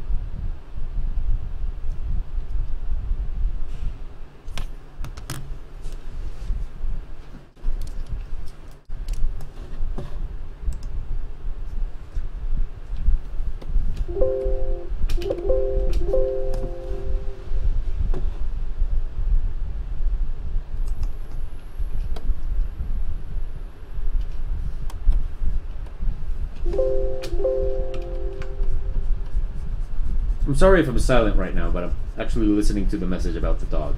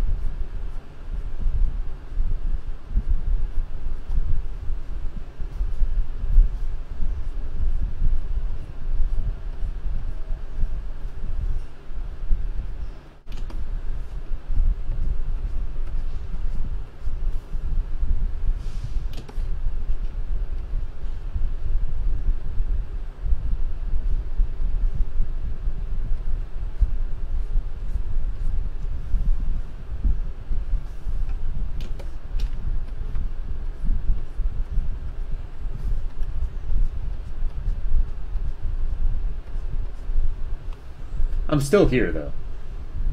Okay.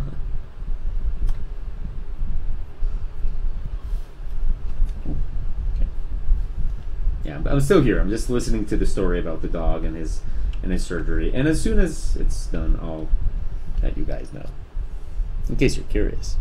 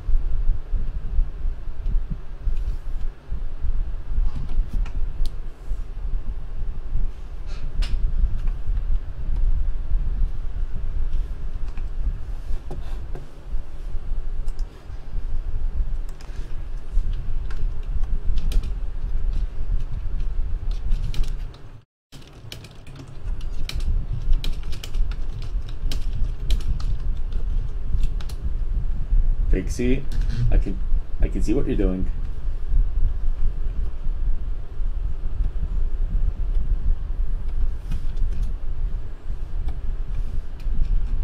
Nope, nope. Come on, Pixie. Gotcha.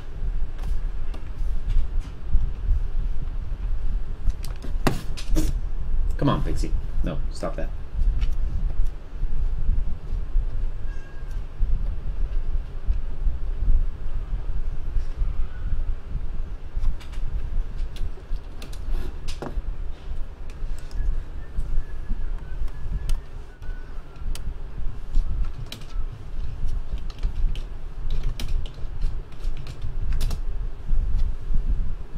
Okay, so sorry everybody about that interruption. I was just kind of getting news on. Oh, sorry, that's the microphone. Come on, Pixie, you're not helping. No, no, come on, you. Come on, you furball. Come on. Love you, girl, but you're making my life very difficult right now. You know, I just work for you. Okay, there we go. So anyway, like I was saying, sorry for that interruption. I was getting news on the dog, and apparently the dog went into surgery this morning. You know, getting his balls cut off, and he's doing fine. He is now ballless, which is all right. That was kind of the idea, the objective of it all. So yeah, the dog is doing fine. The dog is out of surgery. Everything is well in that regard. So, you know, I'm very happy. I'm very pleased about it. Let's see what I missed in the chat room in the meantime. Apparently there was something about Fire Society, which I missed because I had to reboot the the broadcast screen, the chat screen, because it kind of crashed. I don't know if that's actually my problem or Twitch's problem. And by the way, if you're getting very poor stream right now, maybe you should keep in mind that maybe it's not you, maybe it's me, because right now Twitch is telling me that my stream configuration quality is acceptable. I do know what the reason for that is. The reason for that is that I actually played around with the bitrate this weekend. I was for a little project experiment or whatever I have right now. I'm recording off Twitch, of course, but I'm recording myself playing for a little experiment that I got, and so I noticed that if you remember, like if you saw the broadcast a couple of weeks ago where I played Mirror's Edge live, holy shit! Like somebody outside of my house just walked by, perfumed up the ass. Holy crap, my whole house smells like perfume right now, and I'm not wearing any. Like, this is just somebody that kind of just, wow, who the crap is wearing that much perfume that I can smell it from inside my house? Okay, anyway.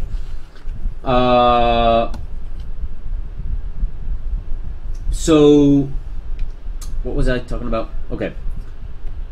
So yes, so I was doing this little experiment, recording myself, and if you saw the broadcast a couple of weeks ago, you might have noticed that as soon as like speed went up, like as soon as there was a lot of movement in Mirror's Edge, like it would really kind of ruin the video quality. Like it would just go down right away.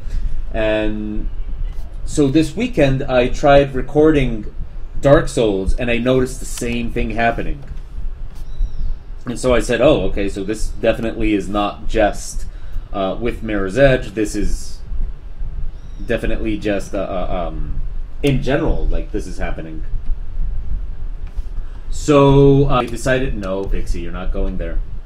Sorry. I said no. Relax. Okay, so so I kind of played around with the bitrate to see if maybe that was, oh, okay, this is gonna have to reboot Photoshop. Okay, so I played around with the bitrate. Oh, wow, I haven't even saved this. Okay, Pixie, no! Okay. Sorry, everybody.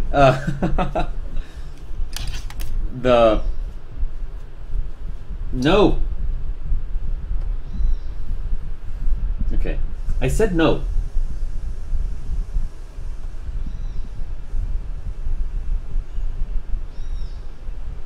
Okay, everything is coming at the same time. News out of the dog. You, the Twitch thing lagging. Oh, and now you're just being cute? Okay, now you're... Oh. Oh, okay. Oh, well, you really know the way to my heart, don't you?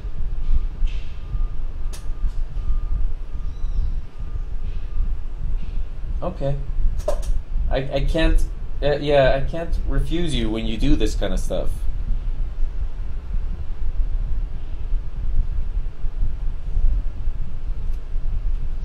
Well...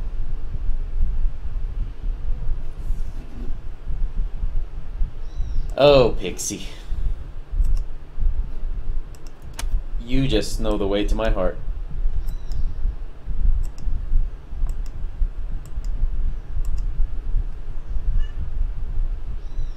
Okay. I can't... Like, I'm not able to reject you like this. I'm not able to just...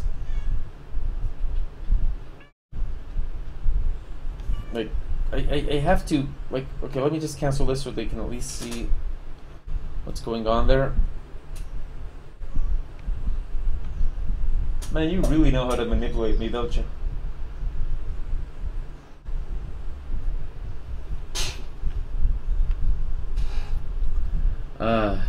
Okay. Well.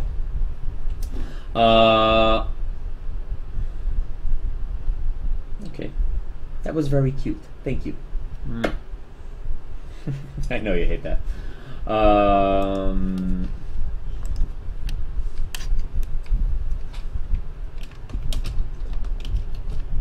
Wait, let me... Oh, okay, there's Raijin the cat. Okay, Raijin, come here.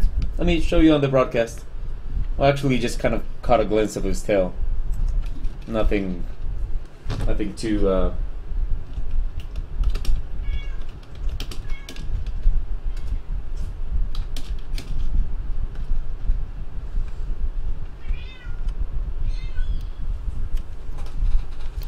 Okay, let's see. We have more news about the dog. So yeah, like this is very interrupted, and this is very like holy crap, unprofessional. But at the same time, well,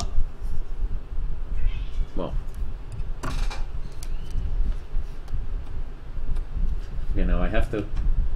Oh yes, I was gonna say.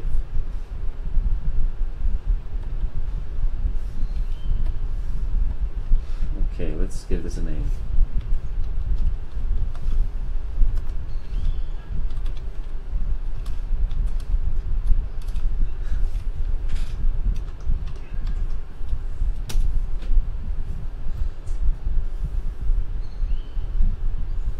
Okay, and here we go again.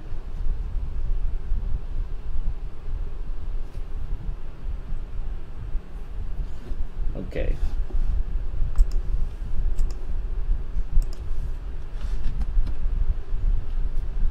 Okay, so now, having rebooted Photoshop, we should be able to do lighting effects. Ah, there we go.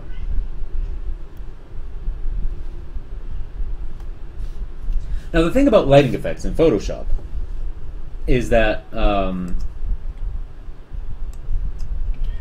when we do lighting effects in Photoshop, it is very, very, very dependent on memory. Oh, here's Juki. Apparently all the cats are... Hello, Juki. You want to meow for the microphone? Okay. So you're just not going to be on screen. You just want to pass by, kind of make sure I remember that you exist. Okay. Nice. Okay, sure. Walk by. Okay, that's, I don't know if you saw her tail, but that's Yuki the cat. Yuki. Okay, anyway, so, oh yeah, let's see what's been going on in the chat room. Okay,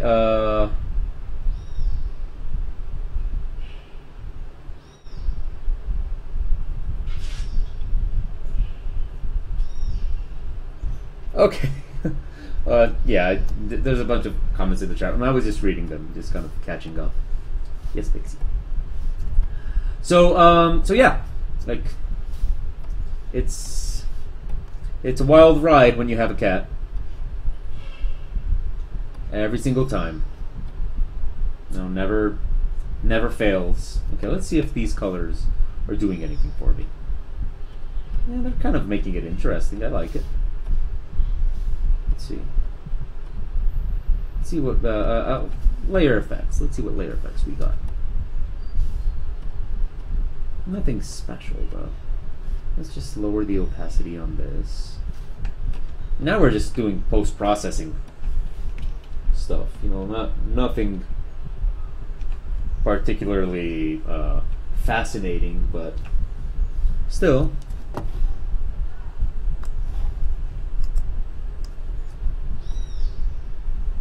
That's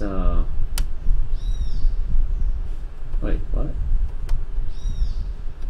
Oh, this is on overlay. Okay, so let's just fuse all this. Go here, lower saturation a little bit. We want less saturation. Where are you going to? Oh, okay, she left. Okay, I'm gonna have to reboot the chat room, by the way, because it kind of crashed for me. Not my broadcast, though. So what I did during amidst all this chaos, what I did was also I went and lowered the bit rate. So I'm kind of hoping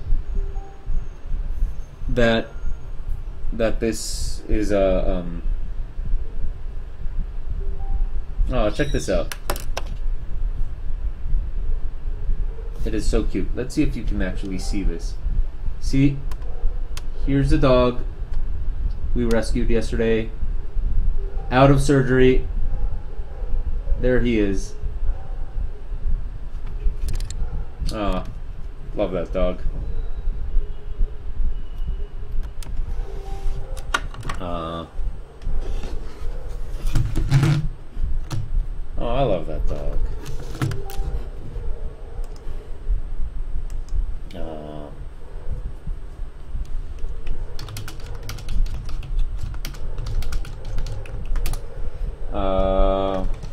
Okay.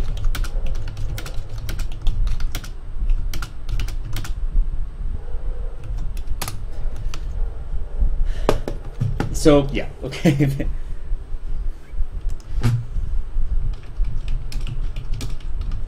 I was, okay. Okay, so there you go. That's a dog that I rescued with a friend yesterday, and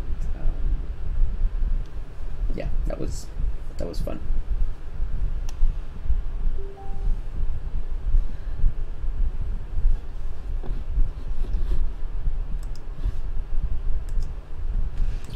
So yeah, that's like a lot of interruptions,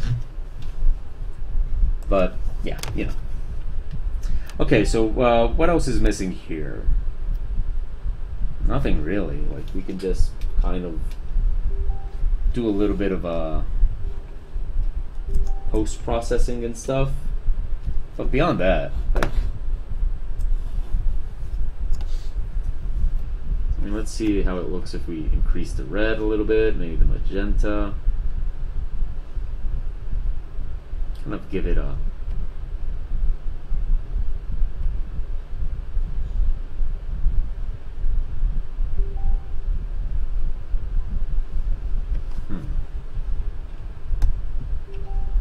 yeah, I like that.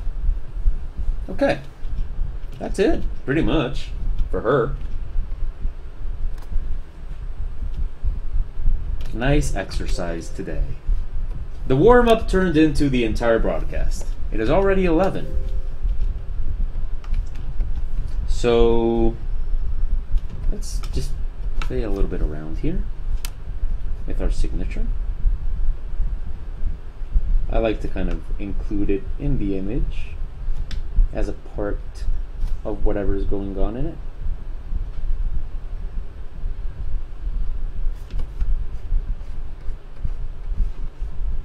There we go. That's nice. That works.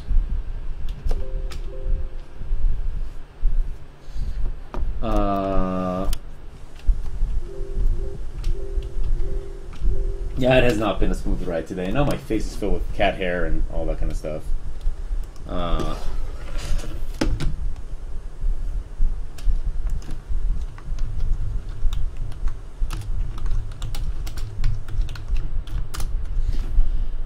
Okay. So, we are done with the Katrina. She looks nice and pretty. And let's make sure that she works. Whoa, what's it? Oh, okay, yeah, this is a layer. Okay, so let's just make sure that she works. So we're gonna open this here in Photoshop and make sure that everything in our image would print well.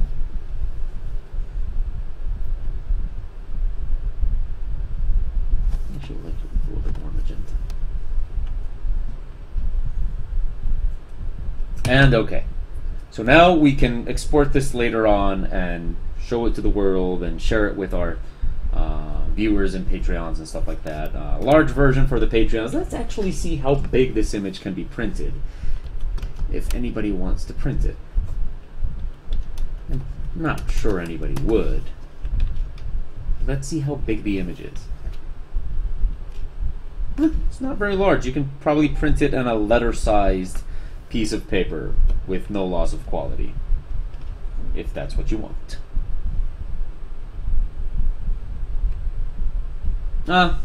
Doesn't matter if I have 2 files for it. Okay, so we have 40 minutes left on the broadcast. Now, I can either work on the dragon, which, by the way, I should show you how it's going.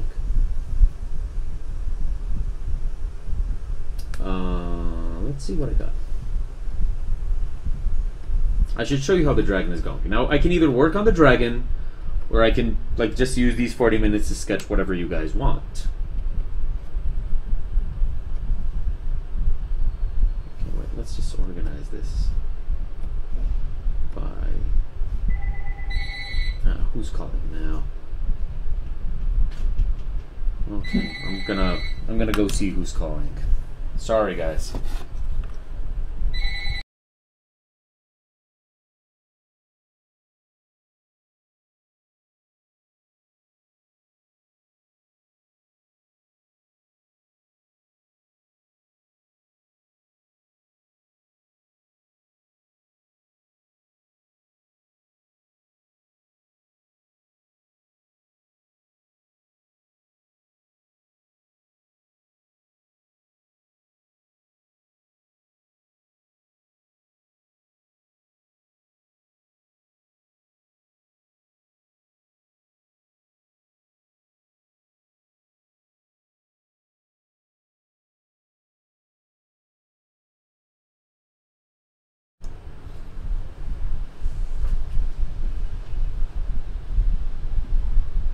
Caballero, ¿cómo está? De aquí del 17104.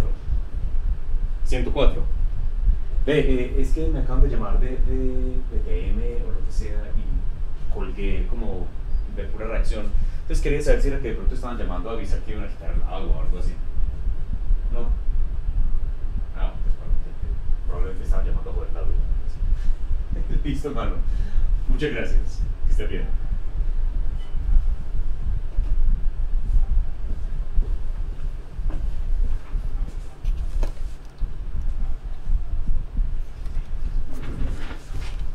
Okay, I'm back.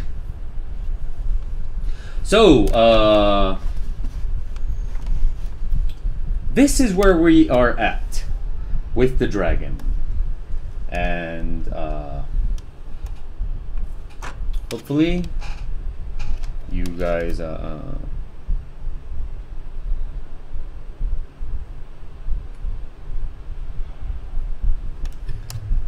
okay, let's get back to the music. Okay, so, yeah, come on, chat room, tell me.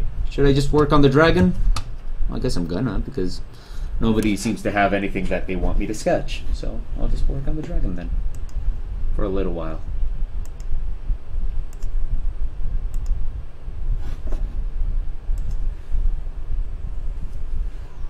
Okay, where are we at? Actually, I spent a lot of time this weekend kind of polishing these rocks, and they still need a lot of polish. But that wouldn't be a lot of fun to work on right now. So let's work on these characters and start shading them.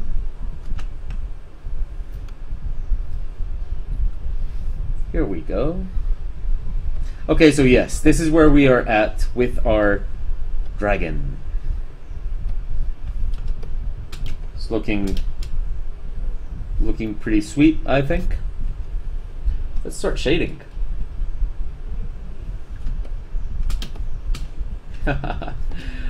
Okay, let's just start shading. As you can see, during the weekend, I kind of worked a little bit on the skeletons and stuff like that. Actually, work on them is not complete now that I see. Let's do that. That's actually always a lot of fun.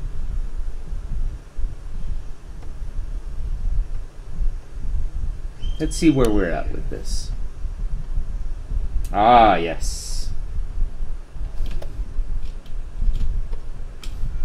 And of course, I'm listening to some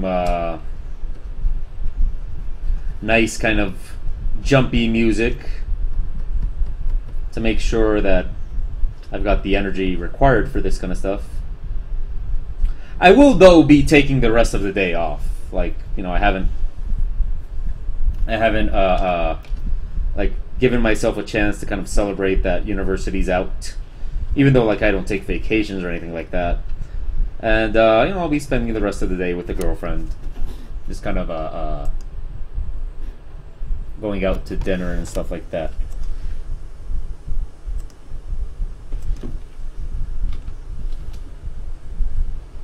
Okay, wait, what have we here? Okay.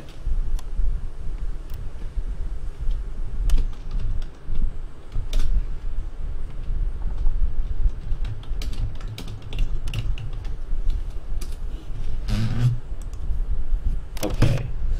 So, I love shading. Like, a lot of people don't. I love shading. Shading is one of my favorite parts because I love how the volume kind of comes to life and how the image comes to life when you add volume to it. I really, really, really love this part of the process. Like, of course, it can get a little tedious when there's too much of it, which is probably going to happen because, like, this image is huge. But I still love it. I love the whole lighting process. I think it's one of the most fun parts to work on because I just love the way... Wait, I'm actually shading this the wrong way. Me here talking about how much I love shading and I'm doing it wrong. But yeah, I just love the way an image comes to life when you add lighting to it. A lot of artists work flat stuff and minimalist like lighting and stuff, but I'm not able to. I just love light. It's kind of weird because, like, in my regular life, I prefer to be in the dark. Oh, Yodel, I see you mentioning the zero-G space station, and you say you're working on a 3D layout of it. That sounds actually kind of cool. I remember you said something about commissioning that, so I'm guessing when you do, you're going to have, like, a lot of reference material for it, and I love that. I love it when, like, I get like a lot of reference material for whatever it is I'm gonna do. It helps a lot to kind of give the sensation that I'm working on something that's, you know, not just some figment of our imaginations, but actually kind of a thought out scenery or something like that, if I'm making any sense.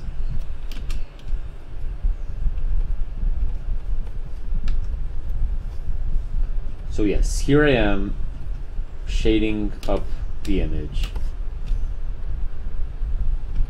I was kind of working on this part on Saturday a little bit. You know, I'm not able to not work during the weekend. It's kind of, you know, you kind of need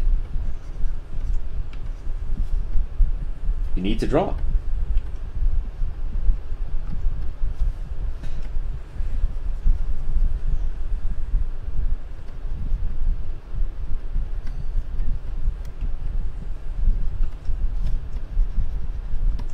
Here we go.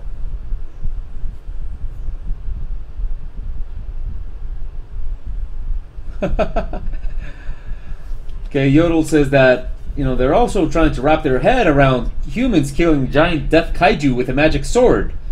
Vaughn says, isn't that Pacific Rim? I don't know. I'm kind of waiting for the answer on that one.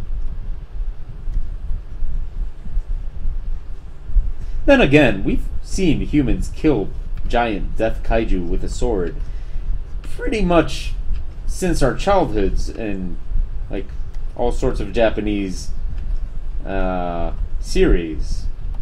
That's kind of like what the Power Rangers do, isn't it? I have to admit, I love the Power Rangers. And here's the thing, here's the even more depressing part about me loving the Power Rangers. And, I know some of you are gonna, jump in and defend the Power Rangers, and you don't have to defend them to me. I just said I love them. The Power Rangers were way after me being an age that would make me the target audience for the Power Rangers. The Power Rangers showed up when I was a teenager. And the Power Rangers are clearly for kids. I didn't care. I love the Power Rangers. I just think the Power Rangers are just pure fun. Let's not worry about making sense. Let's not worry about plot. Let's not worry about any of those things. Let's just worry about making something fun. And I think that's why I love the Power Rangers so much. Because I really do. I think they're awesome. And I haven't seen all of them, but I've given them all a shot. I'm just not very good at watching series, but I've at least checked out every single Power Rangers series that has come out. Not the latest ones, though, but that's okay. I haven't checked out the latest Power Rangers series, so okay, my bad. But I just, Power Rangers are so much fun. And I think that's what they represent to me. Just pure fun.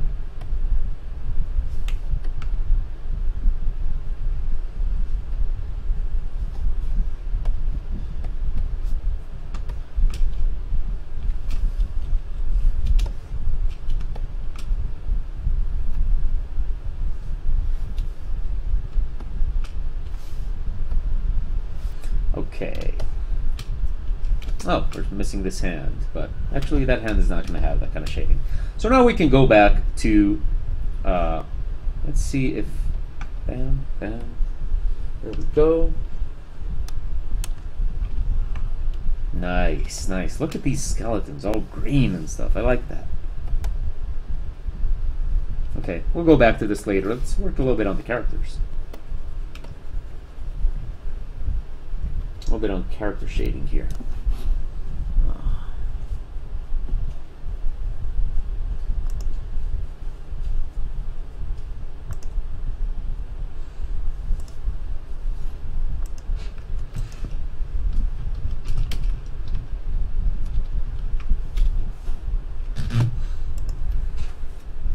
Okay, Pretender says, would like to distance the main robot fights a bit more, like having more focus on the separate, smaller themselves. Are you still talking about Power Rangers? Well, you see, that's the thing. Like that is a very adult kind of thing to think about the Power Rangers, and Power Rangers are clearly just for, I've always seen the stuff that happens in the series as kind of just stuff to pad out the time while it's time for the giant robot fight. I might be wrong though, maybe there's a formula to it. But I just kind of always thought okay, it's just stuff that happens in between the fights and stuff like that. And to be honest, in the defense of the Power Rangers, you have to admit, they had some awesome fighting choreographies. Not realistic, not super badass or anything like that, but damn it, those guys were amazing acrobats. Like, those guys were really, really, really good acrobats and really amazing martial artists and all that kind of stuff. So, like, you know, I've trained martial arts a very big part of my life, so I always love that part. Like, you know, I'm not very good. I'm not a great fighter or anything like that. I wouldn't be like intimidated or anything like that. But damn it, like, I would watch that, and they are just so skilled and stuff like that, and the choreographies were always so intense and acrobatic and stuff. That I always kind of love that part of the series, you know, when they start fighting, even outside of the robot. Like, I have to admit, I kind of enjoyed more the parts where they would fight in their just Power Ranger suits and not in the giant robots, because I enjoyed the choreography a lot more. Also because I was a little bit old to be watching the Power Rangers. I was in my teens. So yeah, like, you know, I was kind of appreciating more the choreography and the hotness of the female Rangers, which have always been insanely hot. So yeah. And in the meantime, there's like this whole discussion in the chat room about killing giant monsters with pointy sticks. Well, I'm here blabbing about the Power Rangers as I do shading on some boots. It's a great time to be alive, guys.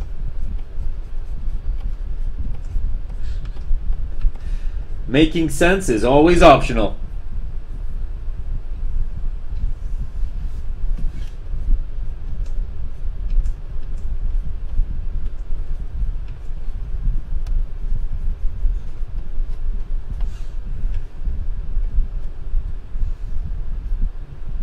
As you can tell, I'm in a very good mood today. Later today, I'm going to be going to a Halloween store. Kind of hoping it's still open.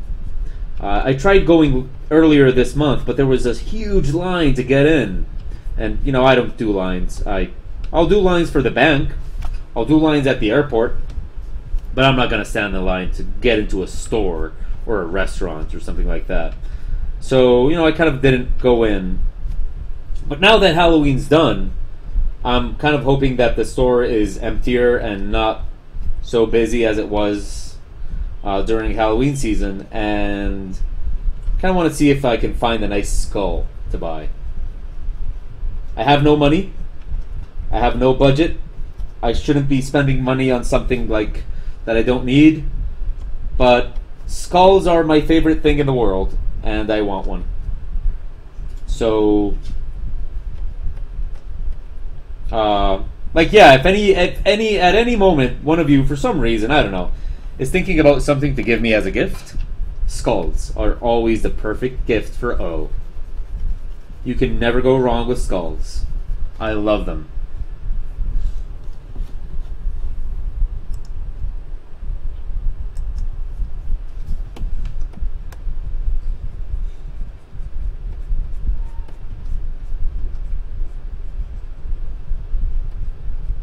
Yeah, it's my favorite thing. So my plan is actually to go and buy and see if they have a nice looking skull, because you can't get real skulls, that's illegal. So my plan is to go get a nice looking skull that looks fairly real, and then use that skull here in my house to make a latex mold out of it. And I want to make some like awesome latex skulls. Maybe to make myself a skull mask, you know, as a little side project, or maybe to just make skulls and kind of decorate my house with them. My eyes are itchy again.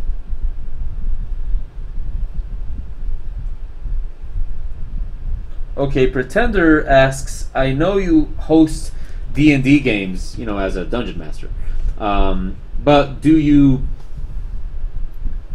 play them? I I've tried. I've tried being a player character and not a dungeon master. Didn't work for me. I guess, I suppose we could sit a while and discuss what it means about me psychologically that I'm only able to be a dungeon master and not a player. But point is, nope. I'm always the dungeon master. I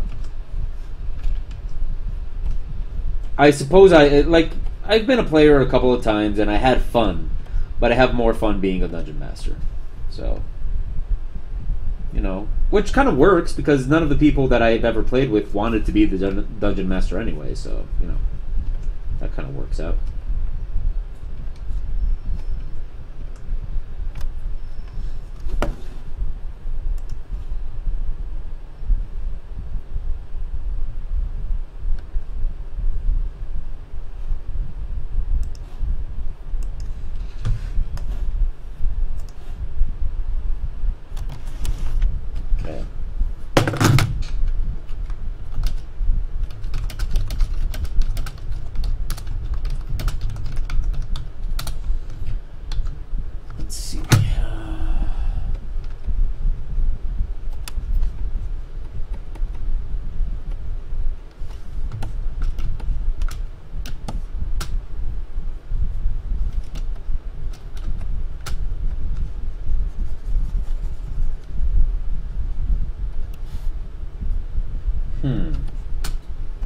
Okay, let's see now. The main light comes from the middle here.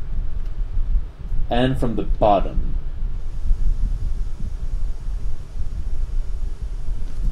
So we definitely need to fix a little bit this. This is not making a lot of sense.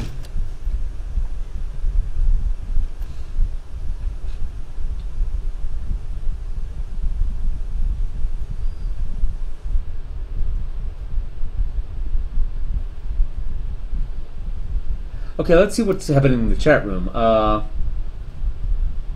Make Darth Maul's skull from Yodel. Definitely, I actually do plan to make a large variety of skulls just for my own entertainment. Who knows? Maybe next Halloween I'll just sell them or something like that. But I just want to have my house filled with skulls. I guess that's just something I want. And I'll eventually have skulls to paint and kind of make my own kind of stuff like that. And who knows, yeah, maybe I'll make a Darth Maul skull. It's definitely one of my favorites, as in skull painting. And of course I'll have a bunch of Catrinas. So, I mean Calakas in this case. Catrinas are alive and Calakas are not.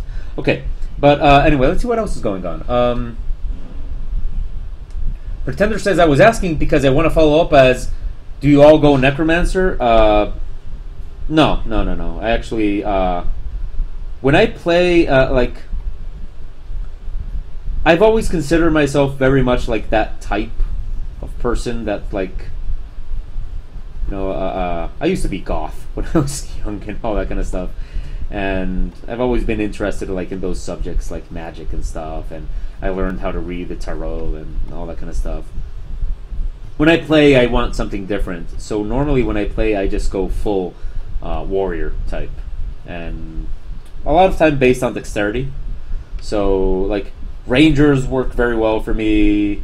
I just plain warriors that I kind of make more of a dex build, stuff like that.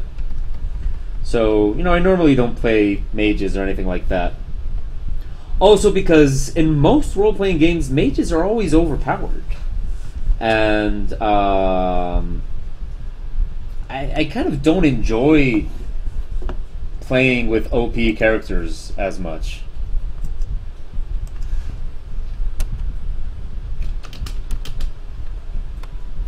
So, yeah, I kind of like a challenge. And so, I kind of don't like OP characters.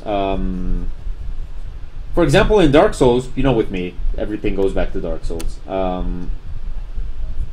But in Dark Souls, I don't play mages. I normally just play fighters and stuff like that. I'm kind of I'm replaying Demon Souls right now, and that one I am playing with a caster, but it's kind of just like support casting. It's more like part of it is weapon using, other part of it is weapon casting, but it was mostly because I had not played Demon Souls in a while. So I was kind of like, okay, let's play a caster to kind of get back into it. To anybody watching that isn't familiar with the Soul series, it's widely considered that playing Dark Souls or Demon Souls or any of those games with a magic caster is kind of like playing it on easy mode. And as a player myself, as a guy that's played through all the games several times, I have to say that I do actually think that's true. It is. I mean, it's still a difficult game. It's still challenging and all that kind of stuff. But if you play it with a magic caster, it is a much easier game.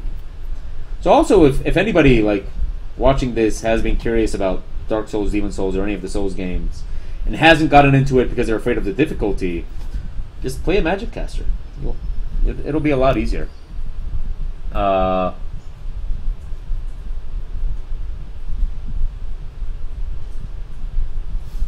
Okay, so Yodel says that they're thinking about the One Punch Man in a medieval world. No tech, no superheroes, just some clever dudes. Well, I mean, it could work. It's just that, kind of this part of the fun in the setting is just kind of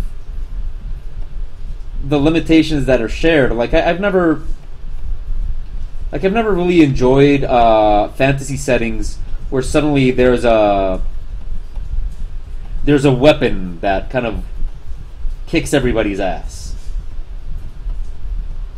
Like okay, I know this is like historically what happened, but for example, watching like samurai movies, when suddenly guns come into play, I'm like, lost interest. And I know that's what happened. Like I know that's historically what happened, but I don't know. Like when a weapon is introduced that kind of or stuff that kind of trumps everything else, I kind of lose interest very quickly. I'm just not really interested in OP stuff. So like, if you bring, like, I love like samurai and ninja and all that kind of martial arts stuff from Asian kind of cinema and anime and stories in general. But I love them mostly because everybody has access to that. So it's not like OP. Like everybody can fly from tree to tree, and everybody can learn the one death punch, and everybody can do that. Like, sure, it requires skill. Not everybody can do it, but everybody can learn it. Like, it's not... For example, that's one of the reasons I don't like Dragon Ball. I don't like Dragon Ball, amongst many other reasons, because, holy crap, Krillin trains just as hard as everybody else. And Krillin becomes the most powerful human being that ever existed, yes. And he's still not as powerful as the other guy that are Saiyans. Because he's human. So it's, like, not fair. Like he trains just as hard as everybody else. He hits it just as hard as everybody else, but he's limited because he's human. And I know that's kind of what like real life is like. Some people have advantages over others. Like no matter how hard I hit the gym, like there's also genetics involved and all that kind of stuff, and life isn't fair, and blah, blah, blah. But I just don't like it. I just don't like... Well, okay, there I'm being corrected by Vaughn, saying that Krillin is not even as powerful as his wife. Remember the part where I said I wasn't a fan of Dragon Ball? So yeah, there you go. I made like, right there, I just kind of messed up. But still, like, the point still stands, like... One of the reasons Goku is so powerful and they're so powerful is because they're Saiyans. And I prefer my fantasy settings where like everybody has the same potential. They just kind of, some people receive better training, some people were more disciplined. Some people like this and that. And so keep in mind, however, what I've said several times already, that I'm not a Dragon Ball fan. So I may be totally mistaken and have, like, I might have it all backwards, and maybe that's exactly what Dragon Ball is all about. But yeah, like, for example, if we have something like everybody's with swords and suddenly a guy shows up with a gun, I'm like, ah, man, it was fun until you showed up. Now, for example, I love Star Wars, and in Star Wars there is a very OP weapon, which is the lightsaber.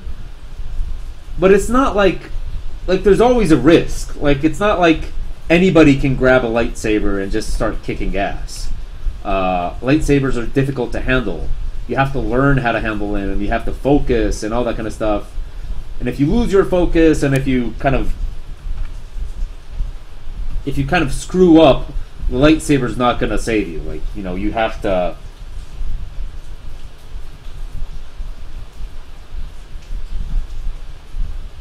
You Jedi Knight have and Sith, which are my favorite. I'm definitely Sith, not Jedi. But you know, like, Force users have to learn to use the lightsaber, and it doesn't make them all powerful. It doesn't make them, like, right there in the chat room, Yodel says it. Like, Jango Fett kills a Jedi point blank. The Empire murdered practically all of the Jedi through Order 66. Like, they were not unkillable. I mean, as much as people hate Episode 1, I don't hate it as much as people do, but I mean, I will admit that it's not the best. They say it in Episode 1, like, you know, Anakin tells Qui-Gon Jinn, nobody can kill a Jedi, and Qui-Gon says, yeah, I wish that were true. You know, so, yeah, they have this weapon that gives them an advantage, but in the wrong hands, it will damage you just as much as anybody else, and it requires very rigorous training to use. There is, like, this whole fantasy element where, like, not anybody can use it because not everybody is force sensitive. But, you know, it's kind of different. It's not the same as having, like, a martial arts movie and suddenly somebody's showing up with a gun.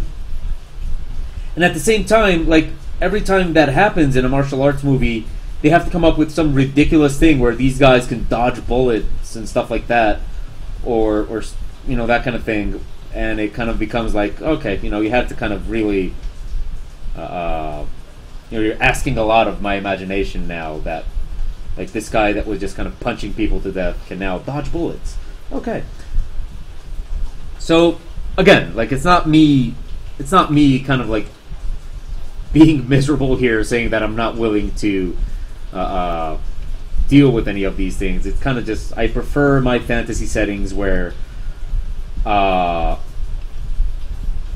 guess what I'm trying to say, and what I'm saying very poorly, I think, is that I prefer it when it's the person's skill and discipline and all that kind of stuff that makes them the hero, and not when it's just the weapon. You know, not when it's like just the weapon you got. And that's one of the reasons, actually, I love a lot of Japanese stories and animations and stuff like that, because in a lot of Western stories, like mostly comic books and stuff like that, a lot of times it's the superpower that just gets granted to the person, and then the person has to learn how to use it and all that kind of stuff. But it is in many ways the superpower. Like for example, Spider-Man did not train to become Spider-Man. And don't get me wrong, I love Spider-Man, but he didn't train to become Spider-Man. He just kind of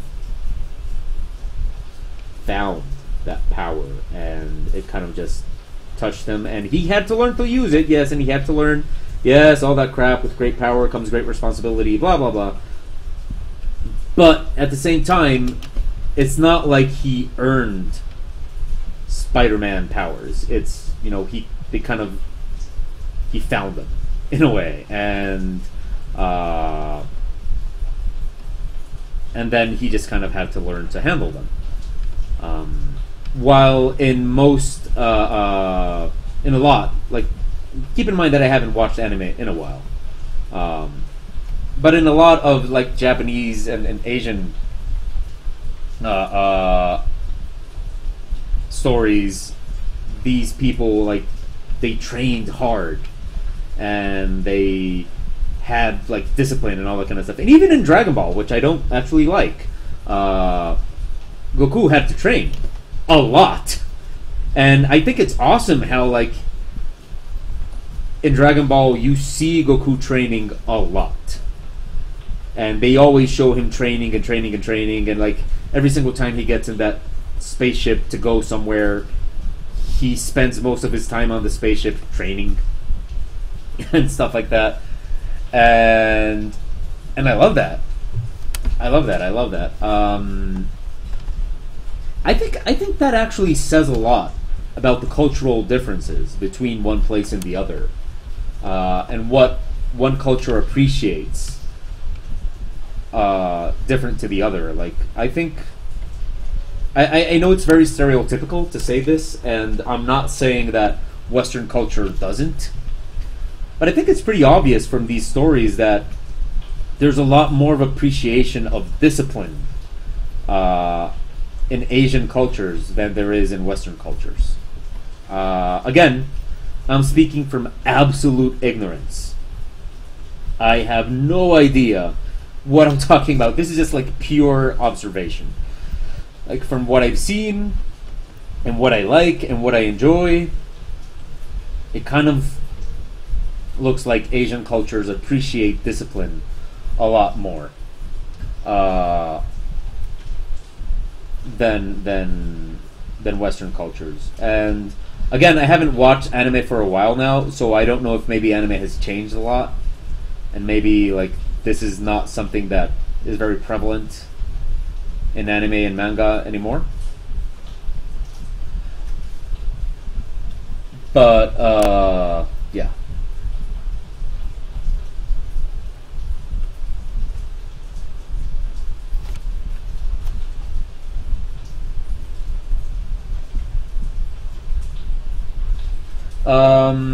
Okay, Pretender asks, what about a mixed world?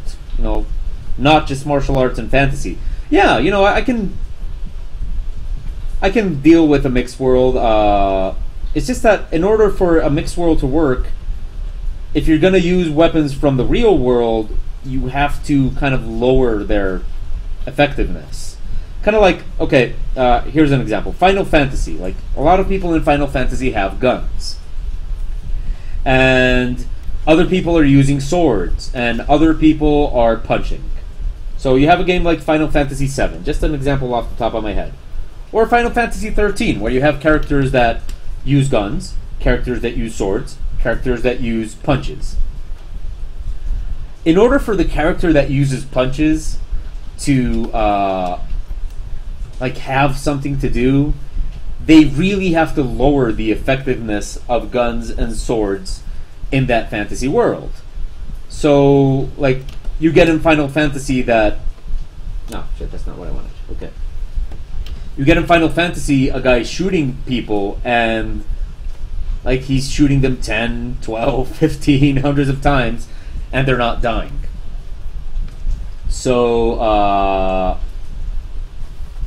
So yeah, they really have to lower the effectiveness of these things. And that's something I actually like about Star Wars. Like, in Star Wars, you're mixing, like, firearms, well, you know, laser guns and all that kind of stuff, and swords.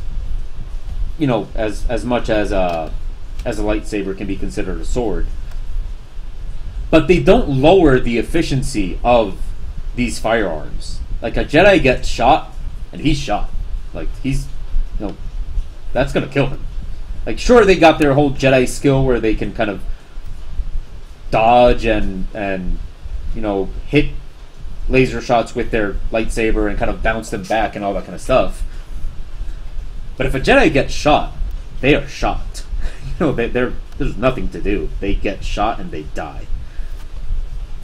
So I like that. I like the fact that they don't lower the power of these other weapons to kind of bring the entire world down to the level of these other weapons. You know, not like in a lot of games where you can shoot a guy hundreds of times, they don't die, and the sword does exactly the same damage. Or more. No. I love that about Star Wars. You know, Jedis have to worry about not getting shot, and they can't get shot a bunch of times because, you know, they'll die. So, you know, for all the mistakes that Star Wars might have in writing, I do think that they get that pretty well.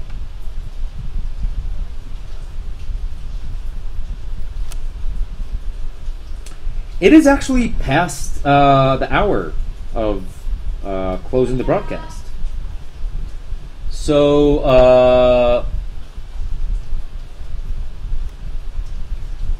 okay, let's kind of close this thing up. Okay, people in the chat room. I will see you. Oh no, wait! I won't see you tomorrow. Wow, that is actually a very important announcement. Yes, I won't see you all tomorrow. Tomorrow is the final day at the university. I have to go receive like the final assignments and all that kind of stuff, and I'll be all day at the university. So there won't be any broadcast. I'm sorry. We will be back with the broadcast on Wednesday. And from there, we will actually start broadcasting at night as well. You know, in addition to broadcasting during the day, starting Wednesday, I'll be broadcasting at night too. So stay tuned for that. I'll post the schedule on Wednesday. I actually might have a lot of fun tomorrow because, you know, it's the last day and it's the final assignments, so you kind of get to see like the results of a whole semester of work in your students. There will be tears, there will be disappointments, but there will also be a lot of stuff to be proud of, and you know, that's what it's all about. So so tomorrow no broadcast. Wednesday broadcast as always, and we start broadcasting at night too. I'll be posting the schedule and hoping a lot of you can join me. And those of you that are watching this and wondering, like, why doesn't he do this in a schedule that I can watch? Well, there you go.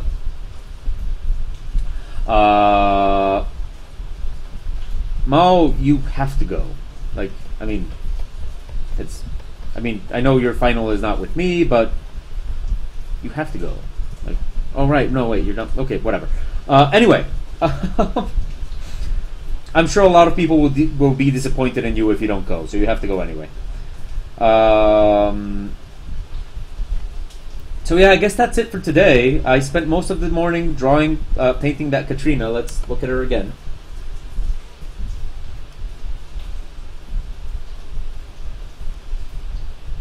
So yeah, we spent most of the morning doing this. And now we are doing this. So yeah, thank you for joining me so much.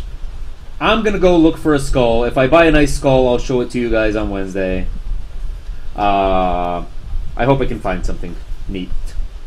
You know, to me, it's Halloween all year round, so I'm just hoping I can find something nice at the store. And until... I actually need to stop this. You know, I need to stop working, but it's just so much fun. So, yeah.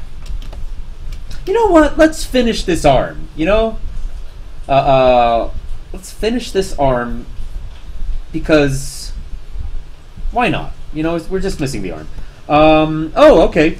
While I finish, somebody asked in the chat room, Katrina means. Okay, Katrina, well, is the name for those, for women with skull painting, right? But if I'm not mistaken, the name comes from a painting.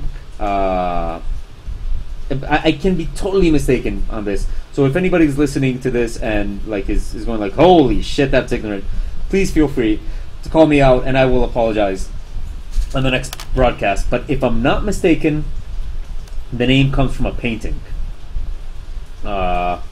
called the Catrinas or something like that. And I think that's where we got the name. I mean, we as in the people of Mexico, not me, actually. Cultural appropriation, everybody. But yeah, I think that's where it comes from. I think it comes from a painting that's called the Catrinas, or Las Catrinas. Feel free to look it up, but I think that's where I remember it being from.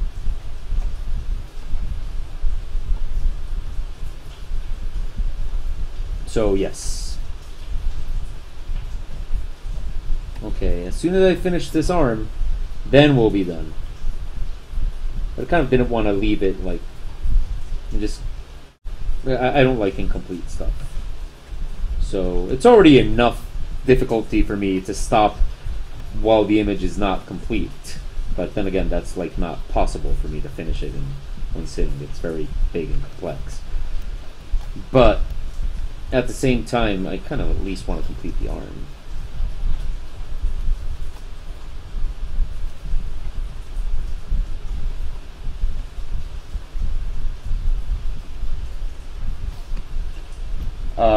Yeah, just 5 more minutes, Mom. I actually woke up late this morning. I overslept a little bit, and I got a message from my girlfriend, and fortunately that woke me up. Otherwise, I wouldn't have been like ready on time for the broadcast. It's just that yesterday was a very stressful day, you know, with the dog and all that, so kind of needed some sleep. In any case, yeah, now we're done.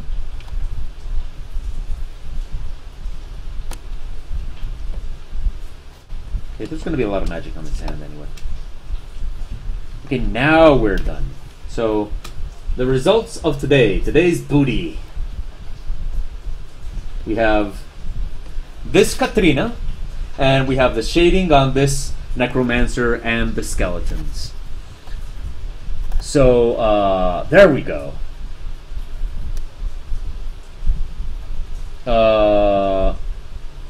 Yes, Yodel, you're right. Grim Fandango is on Dia de los Muertos, and it just jumps years.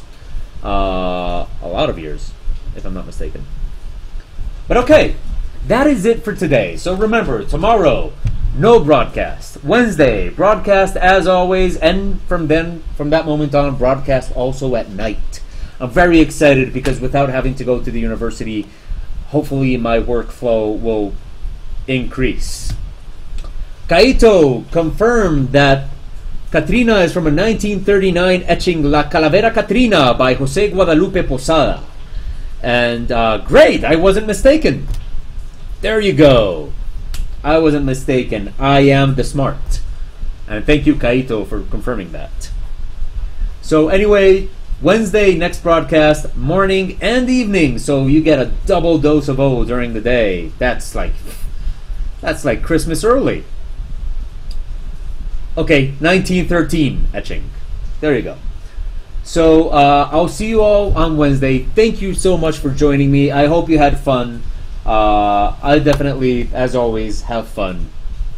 And I'll see you guys in 2 days. Well, 1 day. But I mean, the day after tomorrow. I'll see you guys the day after tomorrow. I hope you guys have an excellent Monday. And enjoy whatever it is you're doing today. Thank you for joining me. As always, good hunting. I am Abnormal. This has been the Ministry of Abnormality live Twitch broadcast. Thank you for joining me. Good hunting and goodbye. Let's do the thing. Look, more skulls. And now we wait.